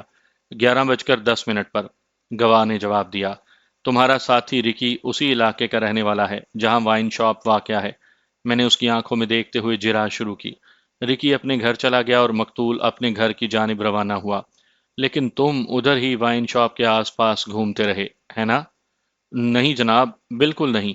وہ بڑی شدت سے نفی میں گردن ہلاتے ہوئے بولا۔ آپ سے یہ کس نے کہہ دیا کہ میں ادھر ہی گھومتا رہتا تھا؟ استغاثہ کے ایک دعوے سے تو یہی تاثر ابھرتا ہے۔ میں توقع کر رہا تھا کہ اس موقع پر وکیل استغاثہ ضرور بیچ میں چھلانگ لگائے گا، لیکن حیرت انگیز طور پر اس نے ایسی کوئی حرکت نہیں کی اور تشویشناک سنجیدگی سے وہ میری جرح سماعت کرتا رہا۔ اس کیس کے حوالے سے اس کے تازیانے ٹھنڈے ہو چکے تھے۔ زاہد اور نذیر کی گواہی نے میرے موکل کو جس طرح بے گناہ ثابت کرنے کی راہ ہموار کی تھی، اس سے استغاثہ اور وکیل استغاثہ کی گویا کمر ٹوٹ گئی تھی۔ وکیل استغاثہ کی جانب سے تو کوئی رد عمل ظاہر نہیں ہوا، لیکن استغاثہ کے گواہ نیلسن نے تعجب خیز نظروں سے مجھے دیکھتے ہوئے پوچھا، جناب آپ کس دعوے کی بات کر رہے ہیں؟ میں نے کھنکار کر گلا صاف کیا اور کہا، استغاثہ کا دعویٰ ہے کہ تم نے وقوعہ کی رات ملزم کو اپنے دوست کے ساتھ موٹر سائیکل پر بیٹھ کر مورس کے پیچھے جاتے دیکھا تھا۔ اگر تم وائن شاپ کے آس پاس نہیں گھوم رہے تھے تو پھر تم نے یہ منظر کیسے دیکھ لیا؟ یہ منظر میں نے اپنی آنکھوں سے نہیں دیکھا تھا، وہ متذبذب انداز میں بولا۔ پھر کیا تمہیں الہام ہوا تھا؟ میں نے درست لہجے میں کہا، مجھے یہ بات عارف انصاری نے بتائی تھی۔ وہ انکشاف انگیز لہجے میں بولا، عارف انصاری؟ کون عارف انصاری؟ میں نے پوچھا۔ عارف انصاری ایک کرائم رپورٹر ہے، نیلسن نے وضاحت کرتے ہوئے بتایا۔ وہ اسی علاقے میں رہتا ہے جہاں ہماری وائن شاپ ہے۔ عارف انصاری کس اخبار کے لیے رپورٹنگ کرتا ہے؟ میں نے استفسار کیا۔ اس نے جواب میں مجھے جس اخبار کا نام بتایا وہ وہی اخبار تھا جس کا بیورو چیف ڈاکٹر واحد تھا۔ میں نے جج سے مخاطب ہوتے ہوئے کہا، جناب اعلیٰ، اگر اجازت ہو تو میں ملزم کے بھائی ڈاکٹر واحد سے چند سوالات کرنا چاہتا ہوں۔ کیا ڈاکٹر واحد اس وقت عدالت کے کمرے میں موجود ہیں؟ جج نے مجھ سے پوچھا۔ جی ہاں، ڈاکٹر صاحب موجود ہیں، میں نے مؤدبانہ انداز میں جواب دیا۔ اجازت ہے، جج نے گمبھیر آواز میں کہا۔ ڈاکٹر واحد جج کے حکم پر وٹنس باکس کے قریب آ کر کھڑا ہو گیا، جبکہ نیلسن وٹنس باکس کے اندر موجود تھا۔ میں نے ڈاکٹر واحد کی طرف دیکھتے ہوئے پوچھا، کیا عارف انصاری نامی یہ کرائم رپورٹر آپ کے اخبار سے منسلک ہے؟ جی ہاں، وہ اسی اخبار کے سٹاف کا حصہ ہے، ڈاکٹر نے ٹھہرے ہوئے لہجے میں جواب دیا، لیکن میرا اس سے کوئی تعلق نہیں۔ ساری معلومات رکھنے کے باوجود بھی میں نے حیرت بھرے لہجے میں کہا، یہ کیا بات ہوئی ڈاکٹر صاحب؟ وہ اخبار کے سٹاف میں تو شامل ہے لیکن آپ کا اس سے کوئی تعلق نہیں۔ اپنے اس بیان کی تھوڑی وضاحت کریں گے؟ میں جس اخبار کا انچارج ہوں وہ صرف 2 صفحات پر مشتمل ہے اور اس میں ہمارے علاقے ہی کی خبریں شائع ہوتی ہیں۔ یہ الگ بات ہے کہ 2 صفحات ایک سپلیمنٹ کی طرح اسی اخبار کے ساتھ بلکہ اسی کے اندر نیوز سٹینڈ تک پہنچتے ہیں، اور اس سپلیمنٹ ٹائپ اخبار پر بھی اس اخبار کی لے چھپی ہے جس کا یہ حصہ ہے، ڈاکٹر واحد نے ٹھہرے ہوئے لہجے میں بتایا۔ استغاثہ کے گواہ نیلسن نے جس کرائم رپورٹر کا ذکر کیا ہے اس کا تعلق مذکورہ اخبار کے ہیڈ آفس سے ہے۔ وہ سلمان فاروقی صاحب کے لیے کام کرتا ہے جو کہ اس صحافتی بزنس میں میرے پارٹنر ہیں۔ اسی بنیاد پر میں نے کہا کہ کرائم رپورٹر عارف انصاری کا مجھ سے یا میرے اخبار سے کوئی تعلق واسطہ نہیں۔ جیسا کہ میں ابتدا میں بتا چکا ہوں، ڈاکٹر واحد سے میری گہری دوستی تھی، لہٰذا میں اس کے اخباری معاملات سے بھی تفصیلاً آگاہ تھا، لیکن عدالت کے سامنے بعض چیزوں کو ڈرامائی انداز میں پیش کرنا ضروری ہوتا ہے، اسی لیے میں نے ڈاکٹر سے پوچھا، ڈاکٹر صاحب آپ کو اپنا پرچہ اخبار یعنی مارکیٹ میں لائے لگ بھگ 1 ماہ ہو گیا تھا، یعنی وقوعہ کے وقت تک، لیکن تمام تر محنت اور توجہ کے باوجود بھی خاطر خواہ مثبت نتائج سامنے نہیں آئے تھے۔ اس کی کوئی خاص وجہ؟ سازش، اس نے مختصراً کہا۔ کیسی سازش ڈاکٹر صاحب؟ میں نے پوچھا۔ ہیڈ آفس میں کچھ لوگوں کو یہ بات پسند نہیں آئی تھی کہ سلمان فاروقی صاحب میرے ساتھ مل کر بزنس کریں، ڈاکٹر نے جواب دیا۔ وہ سلمان صاحب کو اپنی مٹھی میں رکھ کر دھیرے دھیرے کاٹنا چاہتے تھے۔ جب میں نے سلمان صاحب کے آفس کا یہ حال دیکھا تو ہمدردی اور دوستی میں انہیں مشورے دینے لگا۔ میرا یہ عمل سازشی لوگوں کو بالکل پسند نہ آیا اور وہ چپ کے سلمان صاحب کے کان بھرنے لگے۔ اس نے لمحاتی توقف کر کے ایک گہری سانس لی، پھر اضافہ کیا، سلمان صاحب کو تو وہ لوگ میرے خلاف بھڑکا ہی رہے تھے، اس کے علاوہ بھی ان کی عملی کوششیں جاری تھیں۔ عملی کوششیں؟ کیا مطلب؟ میں نے چونکتے ہوئے لہجے میں پوچھا۔ سلمان فاروقی صاحب کو صحافتی دنیا کا کوئی تجربہ نہیں، وہ بتانے لگا، اسی لیے وہ ان لوگوں کے ہاتھوں کا کھلونا بنے ہوئے ہیں جنہوں نے انہیں ایک موٹی مرغی سمجھ کر پہلے ہفت روزہ نکلوایا اور بعد میں اسے روزنامہ میں تبدیل کر دیا۔ مسلسل نقصان کے باوجود بھی وہ لوگ سلمان صاحب کو مستقبل کے سنہرے خواب دکھانے میں مصروف تھے۔ میں نے اس لیے کہا کہ جب سے میں اور مجھ جیسے چند دوسرے لوگ سلمان صاحب کے حلقے میں آئے ہیں، ان کے لیے کافی مشکلات کھڑی ہو گئی ہیں، لہٰذا وہ لوگ پہلی فرصت میں مجھے سلمان فاروقی سے دور کر دینا چاہتے ہیں۔ اس دنیا میں یہ کھیل تماشے تو جاری ہی رہتے ہیں ڈاکٹر صاحب، میں نے گہری سنجیدگی سے کہا۔ خیر، آپ سازشی عناصر کی سازشوں کے بارے میں بتا رہے تھے، انہوں نے اب تک کیا نہیں کیا وکیل صاحب؟ وہ ایک ٹھنڈی سانس خارج کرتے ہوئے بولا، کوئی ایک زیادتی ہو تو بتاؤں؟ آبجیکشن یور آنر، وکیل استغاثہ نے فوراً اعتراض جڑ دیا، میرے فاضل دوست نے ایک نئی کہانی شروع کر دی ہے۔ جناب اعلیٰ، میں نے روئے سخن جج کی جانب موڑتے ہوئے ٹھوس الفاظ میں کہا، یہ کہانی بڑی اہمیت کی حامل ہے۔ اس بات کا پتہ چلانا بہت ضروری ہے کہ کرائم رپورٹر عارف انصاری نے استغاثہ کے گواہ نیلسن کو مس گائیڈ کیوں کیا تھا۔ جب ملزم اپنے دوست کے ہمراہ مقتول کے تعاقب میں نہیں گیا تو کرائم رپورٹر کو اس غلط بیانی کی ضرورت کیوں پیش آئی؟ بیگ صاحب پلیز پروسیڈ، جج نے مجھ سے مخاطب ہوتے ہوئے کہا۔ میں دوبارہ ڈاکٹر واحد کی جانب متوجہ ہو گیا۔ وہ بتانے لگا، وکیل صاحب، کئی روز تک تو میرے والد 2 صفحات کے بغیر ہی اخبار علاقے میں آتا رہا۔ میں نے سلیمان صاحب سے شکایت کی، انہوں نے کارروائی کر ڈالی، اخبار میرے علاقے میں پہنچنے لگا، لیکن ڈیپو سے بنڈل جیسے بندے ہوئے آتے تھے ویسے ہی نیوز اسٹینڈ کی بغل میں رکھے رہتے تھے۔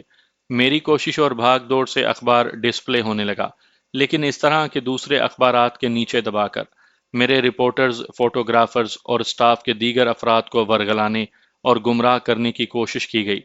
یہ میں ہی جانتا ہوں کہ میں نے حالات کا مقابلہ کس طرح کیا۔ یہ تو وہ سازشیں ہیں جو ہیڈ آفس کے لوگ کر رہے تھے تاکہ وہ سلمان فاروقی کو اپنی گرفت میں رکھ کر فائدے حاصل کرتے رہیں۔ میں نے کہا، کیا آپ اس امر پر بھی روشنی ڈالیں گے کہ کرائم رپورٹر عارف انصاری نے استغاثہ کے گواہ نیلسن سے دروغ گوئی کیوں کی؟ اس لیے کہ میرے سپلیمنٹ سے سب سے زیادہ تکلیف اسی شخص کو پہنچی تھی، ڈاکٹر نے زہریلے لہجے میں کہا۔ وہ کس طرح ڈاکٹر صاحب؟ میں نے استفسار کیا۔ عارف انصاری بھی اسی علاقے کا رہنے والا ہے جہاں میں رہتا ہوں۔ ایک اخبار کا کرائم رپورٹر ہونے کے ناطے یہاں کے مقتدر حلقوں، نیوز اسٹینڈ والوں اور ہاکرز وغیرہ پر اسی کے اثرات ہیں۔ میری عارف انصاری سے اور عارف انصاری کی مجھ سے کوئی ذاتی دشمنی نہیں، لیکن سلمان صاحب کی زبانی مجھے جو حالات پتہ چلے ہیں ان کی روشنی میں کہا جا سکتا ہے کہ عارف انصاری کو میرے کام سے بڑا گہرا صدمہ پہنچا تھا۔ سلمان فاروقی نے آپ کو ایسی کون سی بات بتا دی تھی؟ سلمان صاحب کے مطابق عارف انصاری اپنے علاقے کا بیورو چیف بننا چاہتا تھا، ڈاکٹر وضاحت کرتے ہوئے بولا، لیکن سلمان صاحب نے اس کی بات نہیں مانی اور مجھ سے پارٹنرشپ کر لی۔ سلمان صاحب کا یہ فیصلہ عارف انصاری کو بہت ناگوار گزرا تھا، اسی لیے اس نے میرے کام کی راہ میں مختلف انداز سے روڑے اٹکانا شروع کر دیے۔